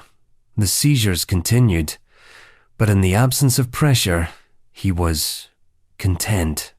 He lived until 1875, outliving not just the court that once managed him, but much of the old world itself. Ferdinand wasn't a tyrant. He didn't oppress. He didn't rule with cruelty or arrogance. His extremity lies in the sheer contradiction of his existence. A man who could barely command a sentence expected to command a continent. He reigned because he had to, not because he could. His signature appeared on declarations of war, treaties, royal edicts. but his hand trembled with every letter. The empire spoke with his voice, but he barely understood what was being said. Ferdinand's reign was a ghost act, a political ventriloquism, and yet it lasted 13 years. But where Ferdinand's disability was covered with layers of protocol, the next monarch on our list found a way to confront his publicly and even reshape his own identity around it. His words may have stammered, but his reign resonated far beyond the microphone. Next, George VI. George VI. He never wanted the throne. In fact, he dreaded it. George VI, born Albert Frederick Arthur George, was the shy, second son of a bombastic monarch and the quieter, steadier one who stood behind the flashbulbs. His older brother, Edward VIII, was the one bred for spectacle, for charm, for power. Bertie, as his family called him, was the awkward one, the anxious one, the one who couldn't finish a sentence in front of a crowd without seizing up in embarrassment. But fate doesn't care about stage fright, and history doesn't ask for volunteers. When Edward VIII abdicated in 1936 to marry an American divorcee, George VI was shoved into the spotlight. Suddenly, the man who could barely speak in public without choking on his own words had to become the voice of the British Empire. And that's where the extremity lies, not in the condition itself, but in the impossibility of the role it crashed into. George VI was a man with a crippling stammer, asked to lead a nation into war with his voice. And he didn't run. He endured. From early childhood, George VI suffered from a severe speech impediment, most notably a chronic stammer. Today we understand stammering or stuttering as a neurological speech disorder often linked to genetics, stress and trauma. But in Edwardian Britain, it was interpreted as a failure of character. Weakness. A flaw that had to be stamped out with force. So they tried. Young Bertie was drilled relentlessly, forced to speak with pebbles in his mouth, to repeat syllables for hours, to undergo endless exercises that only deepened the shame. The more they pressured him to speak, the more his words froze in his throat. Social events were agonizing. School was worse. He was mocked by peers, misunderstood by teachers, and judged silently by his own royal family. To make matters worse, he was naturally left-handed, something aggressively corrected by his tutors. He was also sickly, knock-kneed, timid. His father, George V, was strict and remote, with little patience for softness. His mother, Queen Mary, was dignified and cold, a woman of porcelain standards and iron expectations. Bertie grew up in a palace filled with ticking clocks, stiff upholstery, and almost no emotional warmth. But he tried. He served in the Royal Navy during World War I, though he was frequently ill. He was present at the Battle of Jutland in 1916. He learned to fly. He married Elizabeth Bowes-Lyon in 1923, a rare love match in royal circles, and built a family anchored in affection and normalcy. His wife was vivacious and sharp. His daughters, Elizabeth and Margaret, adored him. Away from microphones, he was warm, even funny. But the microphone was always waiting. When his brother, Edward VIII, abdicated in scandal, Bertie became King George VI. He was devastated. He told friends he wasn't up to the job. His stammer, he believed, made him unfit to rule. But the alternative was a constitutional crisis. The monarchy itself teetered. The public needed a steady hand. The crown needed a voice. Enter Lionel Logue, an unorthodox Australian speech therapist with no formal medical degree. Logue became George VI's secret weapon. Their relationship, later dramatized in the King's Speech, was built on trust, repetition, and deep psychological work. Logue didn't just teach the king how to breathe through syllables, he helped him confront the shame attached to speech. And the king worked, every day, practicing with marbles, rehearsing speeches line by line, developing strategies to manage nerves. He didn't overcome his stammer, he learned to master it just enough to speak. Then came the war. When Britain declared war on Germany in 1939, George VI had to address the nation via radio. It was the defining moment of his life. A man who had spent decades avoiding microphones now had to lead his people with one. The speech wasn't perfect. There were hesitations, tics, pauses that hung in the air like held breath. But it was his voice. The people heard it and believed in it. He wasn't eloquent, but he was sincere. He wasn't polished, but he was present. And in a world unraveling into chaos, that mattered more than rhetoric. Throughout the war, George VI became a symbol of quiet resilience. He refused to leave London during the Blitz. When Buckingham Palace was bombed, he famously said, "I'm glad we've been bombed. It makes me feel I can look the East End in the face." He toured hospitals, inspected bomb shelters, visited troops. He spoke often, always with careful preparation. His stammer never disappeared, but it became part of the persona, the king who stuttered and yet spoke. The monarch who found the courage to face his greatest fear, public speech over and over again, because his country needed him to. His health suffered. The stress of war, compounded by a lifelong smoking habit, led to chronic illness. He developed lung cancer, had part of his lung removed, his energy waned. But he carried on. He died in 1952, at the age of 56. His death was mourned deeply, not because of the pageantry, but because of what he had represented: duty without glamour, strength without spectacle. A king who wasn't born to lead, but became a leader anyway. George VI's disability was invisible until he opened his mouth, and when he did, the words came slowly, haltingly, imperfectly. But they came, and that, alone, was radical.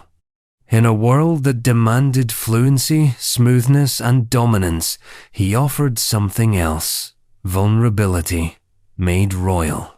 His reign showed that disability didn't have to disqualify leadership, that imperfection could humanize monarchy, that sincerity could substitute for eloquence.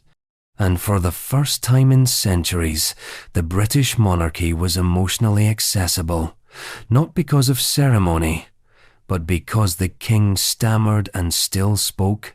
But while George VI confronted his disability, the next monarch on our list never had that luxury. His deformity was not internal.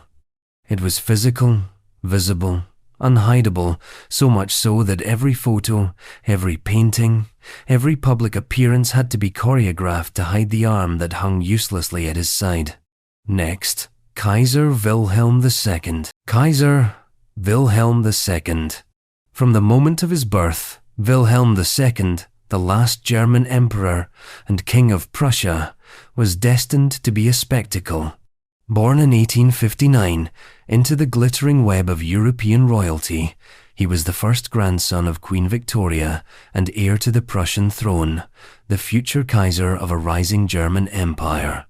But behind the throne, behind the iron eagles and polished sabers, was a deeper truth. A truth that shaped not only the man, but the 20th century itself. Wilhelm II was born with a withered left arm, and he spent his entire life trying to pretend he wasn't. His birth was traumatic, literally. A breech delivery, mismanaged by doctors who pulled too hard on his left arm during extraction, resulted in permanent nerve damage, what we now recognize as Erb's palsy. The damage was immediate and irreversible. His arm never developed properly. It was shriveled, shorter than the right, largely immobile, and noticeably weaker. He could not raise it above shoulder height, could not grip with full strength. could not ride a horse with both hands or wield a sword convincingly.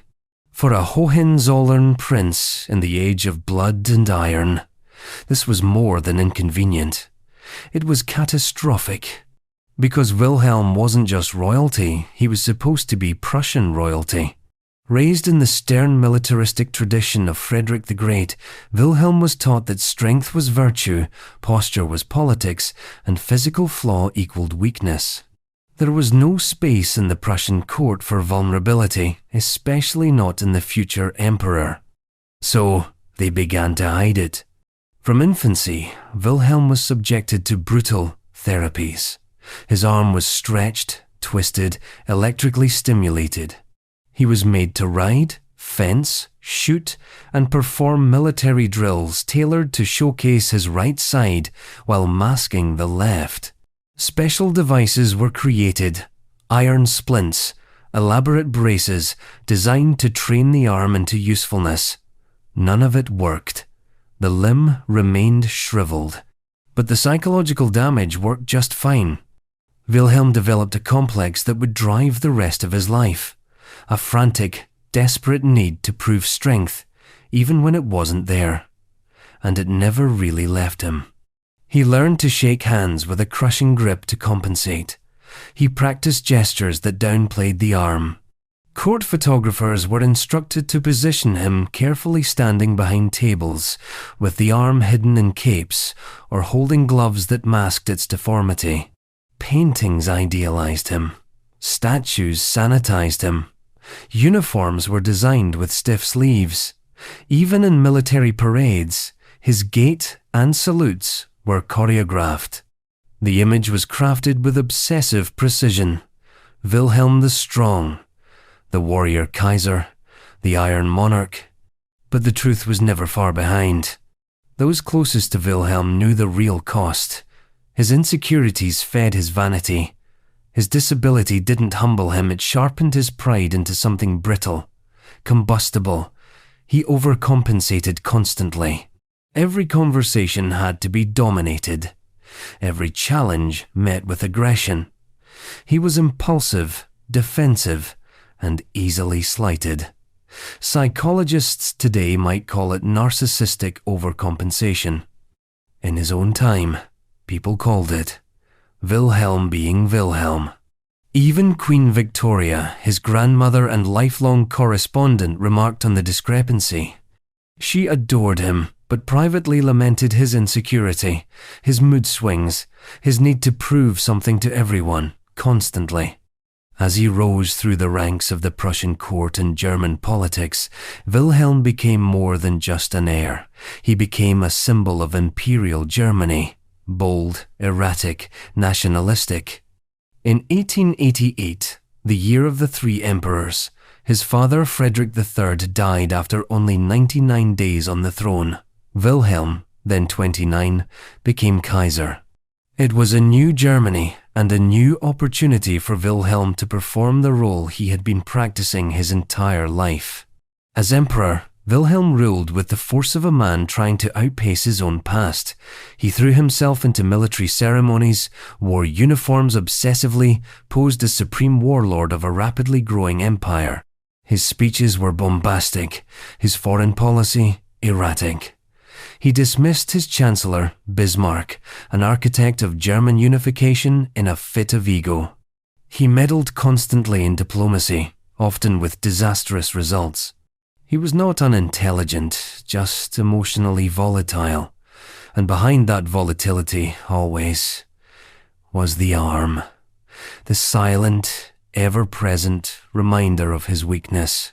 The thing he could never fix, only obscure. His obsession with military imagery became a national aesthetic. Statues of him sprouted across the empire. Paintings depicted him as larger-than-life sword raised, steely-eyed.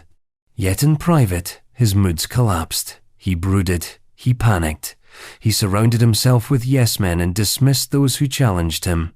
He was deeply sensitive to mockery, especially about his arm.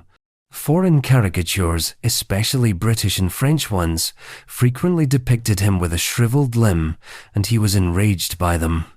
The tragedy of Wilhelm II isn't just personal, it's historical. His insecurities fed his need for validation, which in turn shaped his aggressive posturing on the world stage. His hunger for recognition, for masculine authority, for imperial glory, pushed Germany toward confrontation. His support for Austria-Hungary in 1914, his blank check guarantee, and his inability to contain the escalating tensions of Europe helped plunge the continent into World War I. And when the war turned against Germany, Wilhelm's image so carefully cultivated crumbled. By 1918, the war was lost.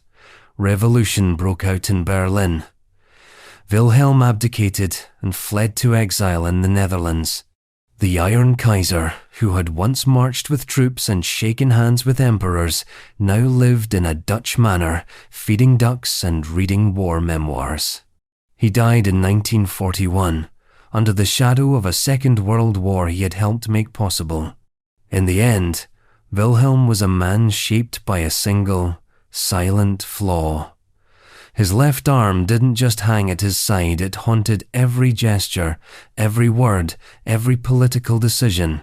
He couldn't lift a sword with both hands, so he ruled with his mouth.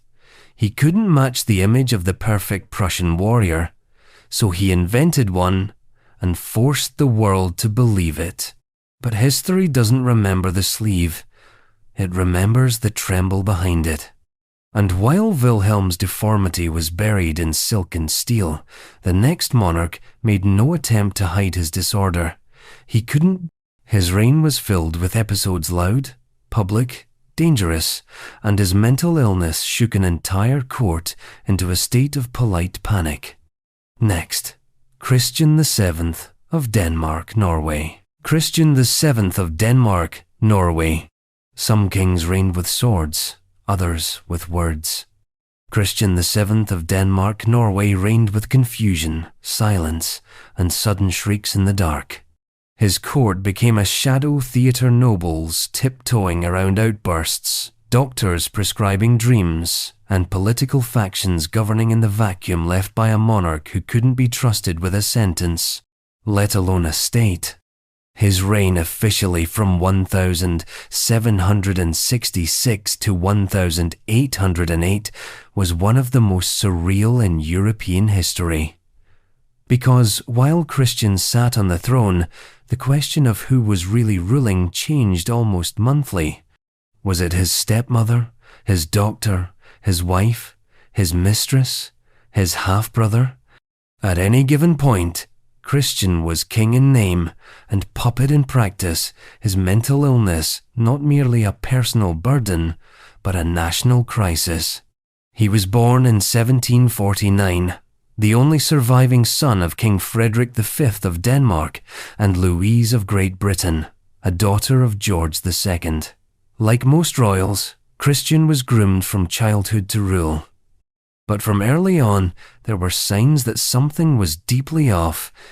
He was described as nervous, erratic, prone to grimacing, stammering, laughing at nothing. Tutors complained that he was inattentive, difficult to instruct, emotionally volatile. He often lashed out or withdrew completely. By adolescence, the signs had solidified into a disturbing pattern. Christian was not merely eccentric, he was mentally unwell. Today, his symptoms point towards schizophrenia or bipolar disorder with psychotic features, possibly compounded by neurodevelopmental issues or trauma.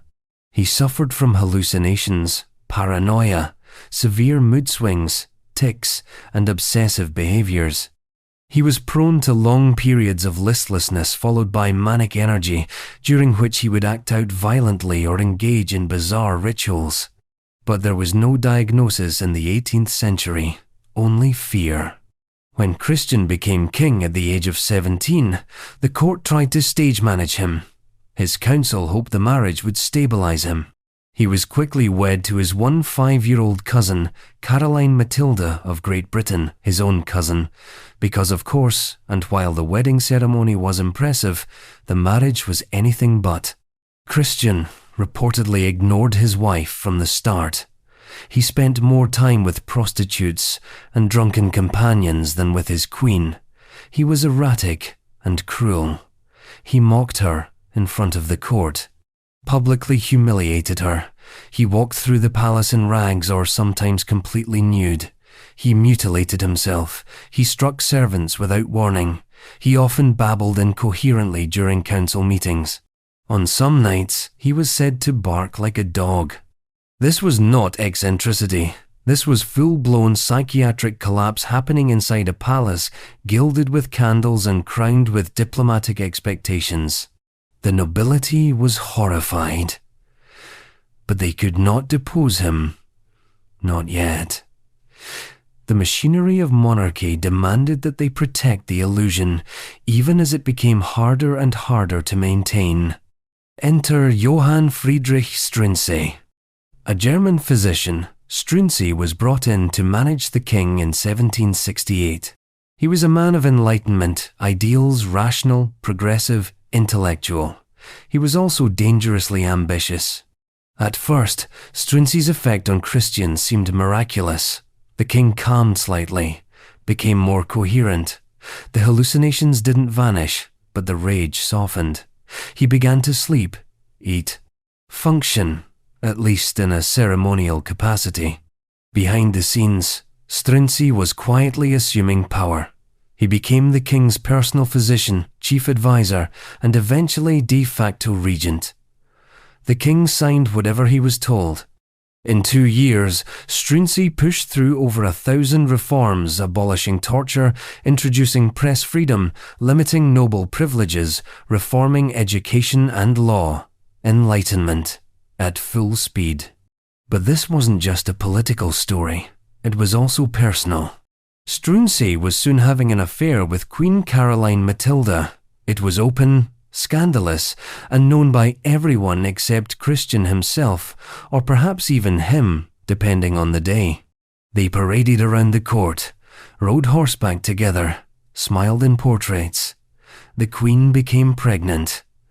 The child Princess Louise Augusta was widely rumoured to be Struensee's princess, and still, Christian did nothing. Whether he didn't know or didn't care is still debated. What's clear is that he no longer ruled in any meaningful sense. Denmark was now a kingdom ruled by a physician, a queen, and a mad king tucked behind silken curtains. But reform has enemies. In 1772, conservative forces struck back. A palace coup engineered by the Dowager Queen Juliana Maria and other nobles ended Struensee's regime violently. He was arrested, tortured, and executed. Caroline Matilda was exiled. Their child was taken from her. And Christian? He barely noticed. Or if he did, he could not express it. He was left behind in the capital, now firmly under his stepmother's control. His guardians dressed him, fed him, and presented him on ceremonial occasions. He was no longer a man. He was a wax figure in a crown, occasionally lucid, often muttering, always observed. He would remain that way for over 3 decades. For the rest of his life, Christian lived in a strange limbo, technically king, but functionally invisible. When he died in 1808, he had reigned for 42 years, longer than most of his predecessors. But ask a Dane what Christian VII did during his reign, and they'll tell you what he didn't. Govern, lead, speak clearly, understand. His reign was not one of policy, but of pathology. It exposed the raw limitations of monarchy, the illusion that royal blood guaranteed stability. Christian was living proof that a crown could sit on a mind in fragments. His body was not twisted, his speech not silenced by injury, but his mind had unravelled into something ungovernable. In Christian VII, Denmark had a monarch so extreme in dysfunction that he became a national ghost, seen but not heard, known but never understood. His reign was a whispered secret written in elegant script, signed by hands not his own. And where Christian's madness was cloaked in velvet, the next king's disease was quite literal: decay, limb by limb. A monarch whose flesh turned white, then numb, then dead, until the gloves came off, and history could no longer ignore what was rotting beneath. Next, Baldwin IV, the Leper. Baldwin IV, the Leper. The Kingdom of Jerusalem wasn't built to last. It was born out of bloodshed crusader steel hammered into thrones atop conquered sand. A Christian state carved into Muslim land, reliant on zeal, alliances, and fragile dynastic glue. And then, against every imaginable odd, the Holy Land got a teenage king whose body was literally disintegrating. Baldwin IV of Jerusalem reigned from 1174 to 1185. History remembers him as the Leper King. That nickname wasn't a slur, it was a fact. Baldwin ruled a crusader kingdom while infected with one of the most stigmatized, misunderstood diseases of the medieval world. And not from afar, he rode into battle, led councils, outmaneuvered enemies while his nerves died, his skin cracked, and his extremities slowly turned to stone. Leprosy. Even today, the word carries weight. But in the 12th century, it was divine judgment made flesh, a visible mark of sin. The disease itself, known today as Hansen's disease, is caused by Mycobacterium leprae, a slow-acting bacteria that attacks the nerves, skin, and mucous membranes. In Baldwin's time, the effects were horrifying. Numbness, ulcers, blindness, clawed hands, loss of fingers and toes. The body didn't just rot, it forgot how to feel, how to move, how to heal. And yet, somehow, Baldwin IV ruled anyway. He was born in 1161, the only son of Amalric I, King of Jerusalem. As a child, Baldwin was active and intelligent, but around the age of 9, something strange happened. He injured his arm during rough play and didn't feel it. That numbness was a sign. His tutor, the famed historian and cleric William of Tyre, was the first to suspect the truth. The young prince had leprosy. Normally, that would have ended any royal career before it began, but Jerusalem in the 12th century didn't have that luxury. Succession was thin. Amalric had no other sons. So, when he died in 1174, 13-year-old Baldwin inherited the throne, diseased, yes, but crowned just the same. He was immediately cloaked in ceremony. To stabilize the fragile kingdom, a regency was established under Count Raymond III of Tripoli. Meanwhile, Baldwin began learning to rule a teenager now aware of the condition inside him and of the doom that awaited. Most lepers were exiled from society, sent to colonies or monasteries. But Baldwin was king. He had to lead despite the whispers, the growing disfigurement, the chronic fatigue, and the looming reality that his reign would end far too early. But here's where Baldwin's story sharpens. He didn't rule passively. By 1176, just 2 years after his coronation, Baldwin took up full kingship. He dismissed the regent and began asserting real political authority. He surrounded himself with a web of powerful barons, married off his sisters strategically, and began preparing for war. Yes, war. Baldwin IV wasn't a cloistered figurehead. He rode out personally against Muslim forces, particularly the rising power of Saladin, Sultan of Egypt and Syria. In 1177, still just 16, Baldwin led the Christian forces in the Battle of Montgisard, and it wasn't a symbolic presence, he was at the front lines.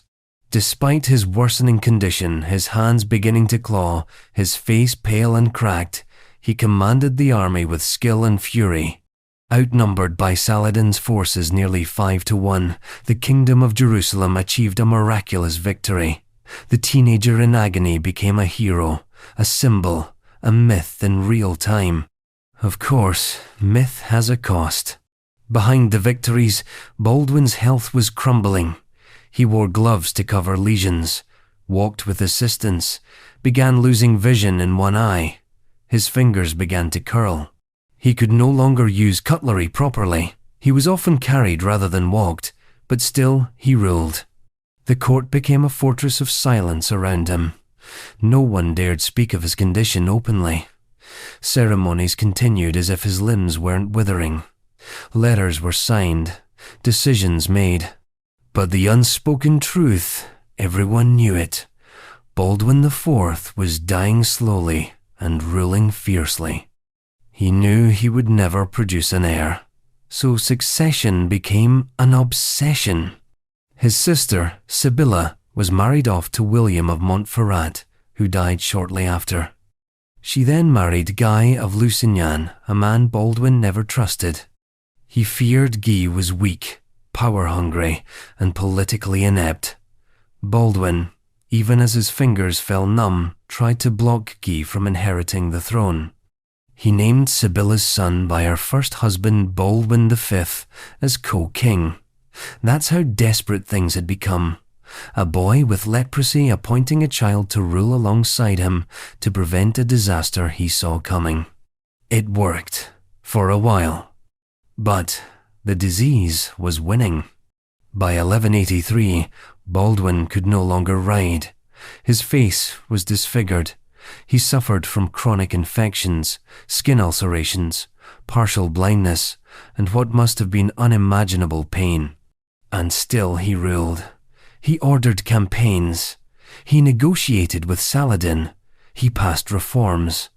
All while being physically carried to council meetings, wrapped in layers of silk and linen to hide the decay beneath. The court charade continued until it couldn't. Baldwin IV died in 1185 at the age of 24. His reign had lasted 11 years longer than many expected, longer than his doctors believed possible. His death marked more than the end of a reign. It was the beginning of Jerusalem's end. His successor, the child Baldwin V, died soon after. Guy of Lusignan seized power, leading the kingdom into disaster. In 1187, Saladin captured Jerusalem. Baldwin IV had held the line with a dying body, a disintegrating nervous system, and a kingdom made of sand. And that's the extremity. He was a leper, in a time when that meant exile, shame, and silence. And instead, he became a warrior king, a political force. A man whose body failed, but whose will never did. Every sword he lifted, every order he gave, was in defiance not just of Saladin, but of his own biology. Baldwin's reign is a study in endurance, not triumphant, but tragic. Not miraculous, but brutally human. His disability didn't define him. It tried to erase him, and he refused. But while Baldwin wore gloves to conceal what was disappearing, the next emperor on our list had no such luxury. His deformity was inflicted not by illness, but by enemies. And when his nose was cut off and his face turned to ruin, he responded not with shame, but with gold. Next, Justinian II, Rhinometos. Justinian II, Rhinometos. Imagine being so hated, so violently rejected by your own empire, that when they finally caught you, they didn't just exile you, they disfigured you, mutilated you, made you unrecognizable. And then, just when they were certain you'd vanish from history, you came back, crowned again. Crowned twice, actually. That was the legacy of Justinian II of Byzantium. Nicknamed Rhinometos, which translates directly to the slit-nosed Justinian, didn't just suffer a brutal deformity, he turned it into a political weapon. A gilded, golden nose, forged not to hide shame, but to spite it. This is not just the story of a disfigured emperor. It's the story of a man who clawed his way back to power with half a face, and then ruled like someone who knew exactly what it cost to wear a crown. Let's rewind. Justinian II was born around 668 CE, the son of Constantine IV, and part of the Heraclean dynasty, a line of emperors stretching back to the early 7th century. He was crowned co-emperor as a child. A common practice in Byzantium meant to ensure dynastic continuity. When his father died in 685, Justinian ascended the throne at the age of 16. Young, ambitious, and fiercely intelligent, Justinian took power with an intensity that rattled the aristocracy. He was religious to the point of zealotry, politically aggressive, and economically heavy-handed. His first reign was marked by a flurry of reform, both civil and military, but also by a sharp turn toward autocracy. He cracked down on corruption, taxed heavily, redistributed land, and centralized authority. None of that made him popular. Justinian lacked the delicate balance that Byzantine rulers needed: the ability to play the Senate, the army, the church, and the people against each other just enough to stay in power. Instead, he alienated everyone all at once. By 695, a full revolt had erupted in Constantinople. The army mutinied. The populace rioted. The Senate moved to depose him. But they didn't stop there. When the mob seized Justinian, they didn't merely exile him, they mutilated him. His nose was slit, cut off, or severely damaged, depending on the account. In the Byzantine world, physical perfection was deeply tied to imperial legitimacy. A mutilated body was considered unfit to rule. By disfiguring Justinian, his enemies believed they were permanently disqualifying him. You could exile a man and he might come back, but disfigure him? You were erasing him from the idea of kingship itself. It was symbolic, surgical, political violence with religious undertones. After the mutilation, Justinian was sent into exile in Cherson, a remote city in the Crimea. He lived there for years, watched, underestimated, and slowly burning with rage. This wasn't a man broken by trauma. This was a man biding his time. And then he did the unthinkable. He escaped.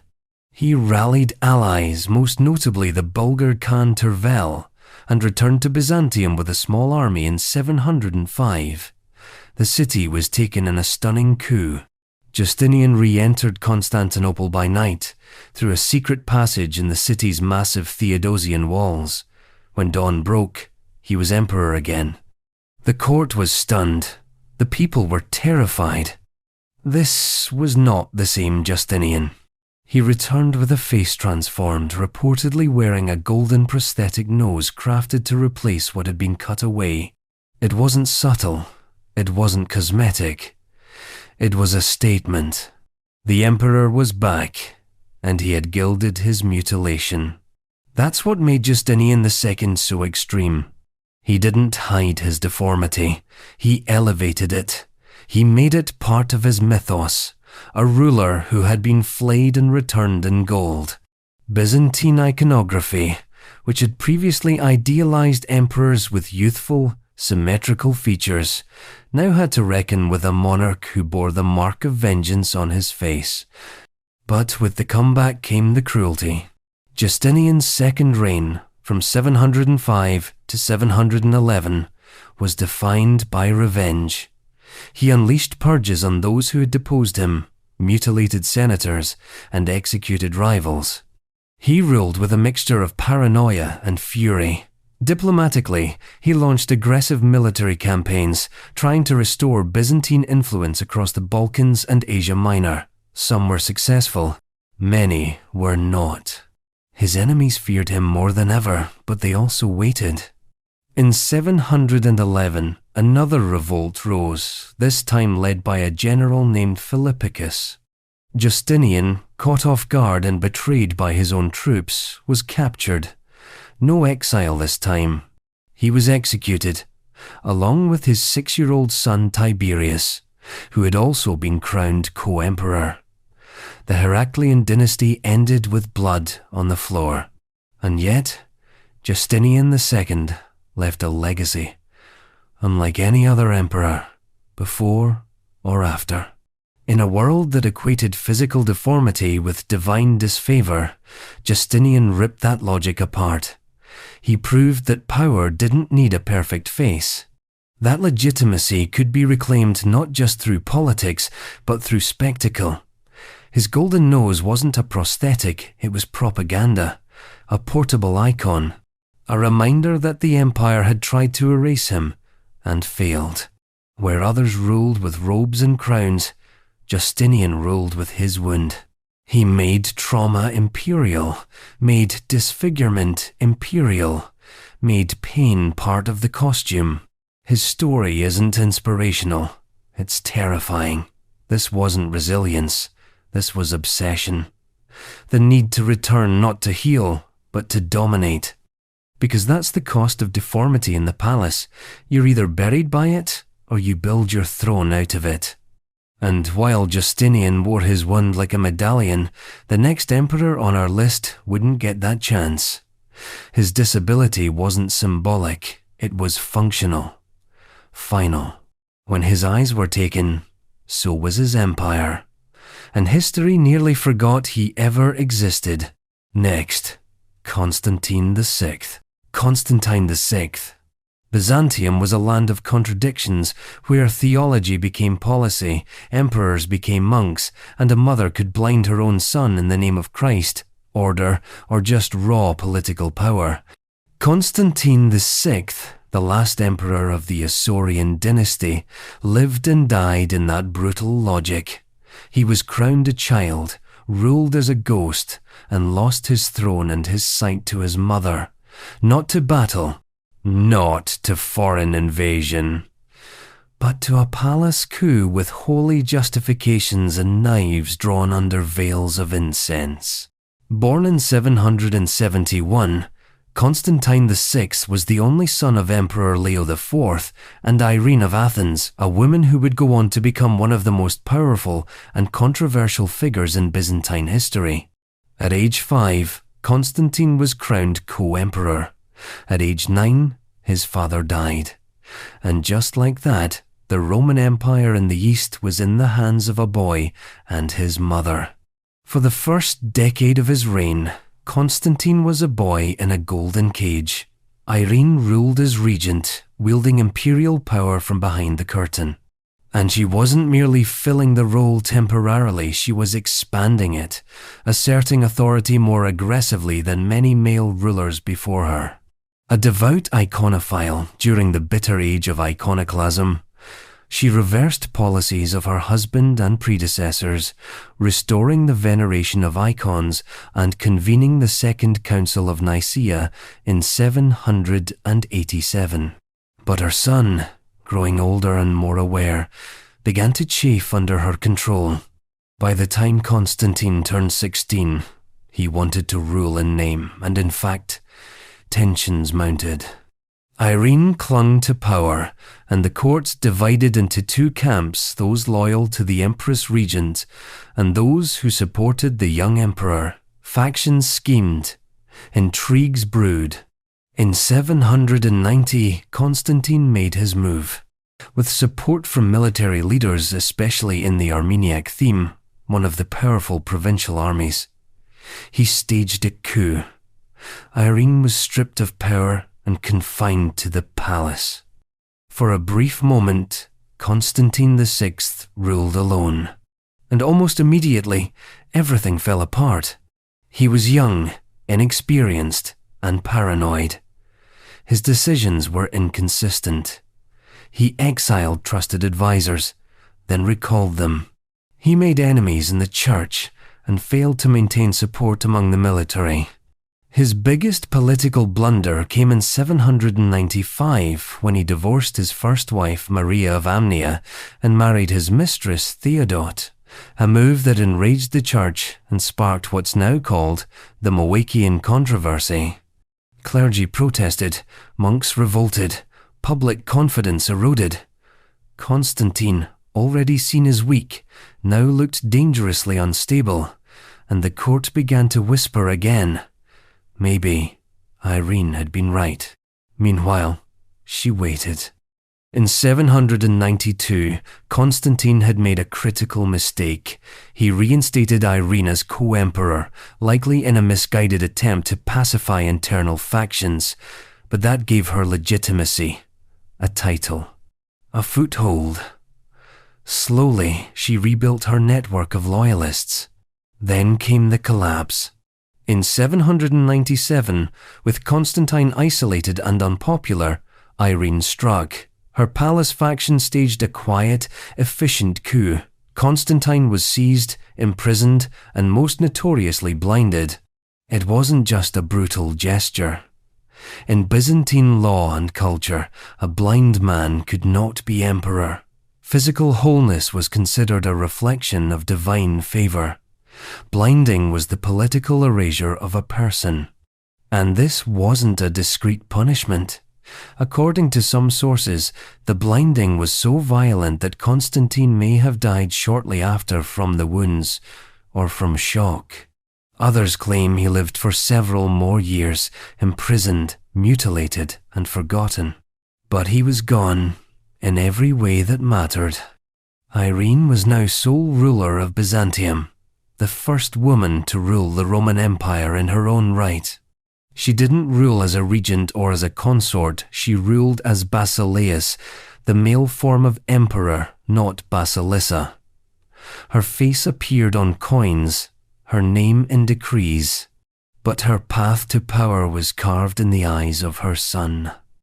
And that's where Constantine VI's legacy becomes so grotesquely extreme. Because his deformity wasn't congenital. It wasn't the result of illness. It was political mutilation, an intentional act of dehumanization by the person who had once held him as a child. He was blinded not because he posed a military threat, but because he might have been seen as emperor again. And in the theater of Byzantine politics, that possibility had to be extinguished entirely. The empire never spoke his name again. His portraits were destroyed. His reign was erased from official records where possible. He was a king made into a ghost, both literally and figuratively, a symbol of the brutal calculus of Byzantine rule. Better a blinded son than a divided empire. And perhaps the most disturbing part? Irene wasn't condemned. She ruled for 5 more years. She negotiated with Charlemagne. She governed with stability. It wasn't until 802 that she was deposed herself by a court tired of the scandal, the gender controversy, and the lingering unease that came from remembering how she got the throne in the first place. Constantine VI's story is extreme not because of what he did, but because of what was done to him. He was a puppet king, briefly self-aware, then crushed the moment he moved to pull his own strings. His blinding wasn't just an act of political surgery, it was a message to every noble, general, and courtier. Legitimacy is a knife edge, and one wrong step can leave you unable to see forever. In the halls of Byzantium, golden and brutal, there was no space for weakness, and no room for the half-sighted. But if Constantine was blinded to keep him from ruling, the next monarch on our list descended into darkness from within. His eyes worked just fine. His mind? That was another story. Madness didn't strike him all at once, it came in waves. Long, catastrophic waves that threatened to drown an empire. Next, Philip V of Spain, Philip V of Spain. The Bourbon dynasty arrived in Spain trailing glory, grandeur, and the guillotine edge of French absolutism. But when Philip V became the first Bourbon king of Spain in 1700, what came with him wasn't just Versailles fashion and centralization reforms, it was something darker, something more internal. A mind like a cracked mirror, reflecting bursts of manic ambition, followed by endless corridors of despair. Philip V didn't just rule Spain, he unraveled inside it. Over the course of his long, turbulent reign, the king oscillated between moments of strategic brilliance and paralyzing psychological collapse. He wasn't merely a melancholic figure or a moody monarch. He was a sovereign drowning in depression, gripped by obsessive fears, manic insomnia, and episodes of profound detachment from reality. And he ruled for nearly 46 years.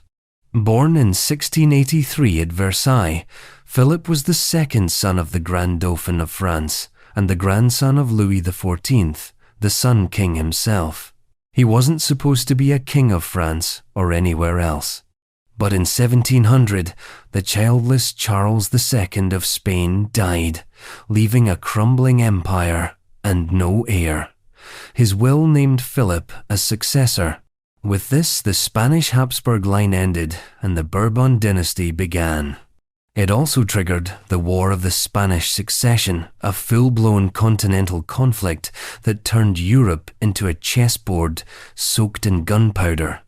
But while armies clashed and diplomats schemed, young Philip, barely 17, took the throne in Madrid. He was inexperienced, shy, and visibly uncomfortable in public. Almost immediately, the signs of instability began to emerge. He hated travel, hated crowds, hated ceremony. He spoke little in court, and when he did, his words were often mumbled or incoherent. He had difficulty sleeping, sometimes going days without rest. He was often confused, paranoid, and obsessed with ritual cleanliness. His attendants reported long stretches of catatonia, during which the king would stare into space, unresponsive, as if locked in some inner echo chamber. But he could also swing in the opposite direction. In his manic phases, Philip was compulsively energetic pacing, writing letters through the night, issuing commands, then reversing them the next day. He would leap into military affairs with erratic enthusiasm, make impulsive diplomatic moves, then vanish from court for weeks, unable to face even his ministers. It wasn't just eccentricity, it was madness, visible and escalating. During the War of the Spanish Succession, 1714, Spain was being dismembered from all sides. Philip, despite his mental fragility, held on, partly due to French military support, partly due to the loyalty of some Spanish factions, and, partly ironically, because his unpredictable mind made him impossible to manipulate entirely. After the Treaty of Utrecht in 1713, Philip retained the Spanish crown, but had to cede much of Spain's European territory. Italy, the Netherlands, and other holdings were carved away. What was left was a broken, exhausted empire, and a broken, exhausted king. Then things got stranger. In 1724, Philip suddenly abdicated in favor of his 6-year-old son, Louis I. He cited exhaustion and religious devotion. In truth, he may have been spiraling so badly he no longer felt capable of functioning. For a brief moment, Spain had a new king, and Philip retired to San Ildefonso Palace, muttering prayers, wrapped in obsessive rituals. But Louis died just 7 months later of smallpox, and Philip, barely stable, was forced back onto the throne. This is where the madness bloomed fully. Philip became deeply reclusive. His rituals grew more elaborate. He refused to change clothes for days. He feared being poisoned. He often demanded that his bedding, furniture, and food be handled in exact sequences. He suffered from echolalia, repeating the same words, phrases, or prayers for hours. He believed voices spoke to him through walls. At night, he screamed. Sleep? It was a battlefield. Insomnia gripped him, but it wasn't just restlessness. Philip was terrified of falling asleep. He believed demons came to him in dreams. Sometimes he insisted on being touched constantly to prove he was alive. He required servants to sit by his bed and read to him until dawn. He refused to be alone for more than a few minutes at a time. And then, as always, there were the revivals. Intermittently, Philip's mind would stabilize. He'd summon ministers, make sound decisions, reorganize the navy or the tax code, but it never lasted. His depression always returned. Like a tide, it receded only to flood back stronger. His second wife, Elizabeth Farnese of Parma, became the de facto power behind the throne. Intelligent and politically shrewd, she managed foreign policy, arranged dynastic marriages, and kept the state functioning while Philip fell deeper into his internal abyss. She walked a tightrope, maintaining her husband's image while shielding the kingdom from his instability. The courtiers learned to read the signs. If the king emerged, dressed and alert, it would be a day of policy. If he was still in his nightgown at noon, muttering to himself, they waited. His children feared him. His ministers pitied him. His doctors couldn't help him. And the people of Spain? They never truly knew how sick their king was. Because Philip, for all his unraveling, remained the image of divine monarchy. Portraits still depicted him as stern and regal. Edicts still bore his name. But inside the palace, reality fractured. When Philip finally died in 1746, after nearly 5 decades of reign, excluding that brief abdication, his legacy was complex. He had founded a new dynasty, presided over wars and reforms, stabilized the monarchy after the chaotic Habsburg collapse. But he also brought to the throne a mental illness so severe, so cyclical, and so overwhelming, it nearly unseated the idea of monarchy itself. Philip's disability was hidden behind brocade and candlelight, but it wasn't invisible. It whispered from behind the throne, scribbled across midnight letters, and echoed through silent, sleepless corridors. He wasn't mad in the Shakespearean, operatic sense. He was mad in the slow, grinding, private way that wears down empires one sleepless night at a time.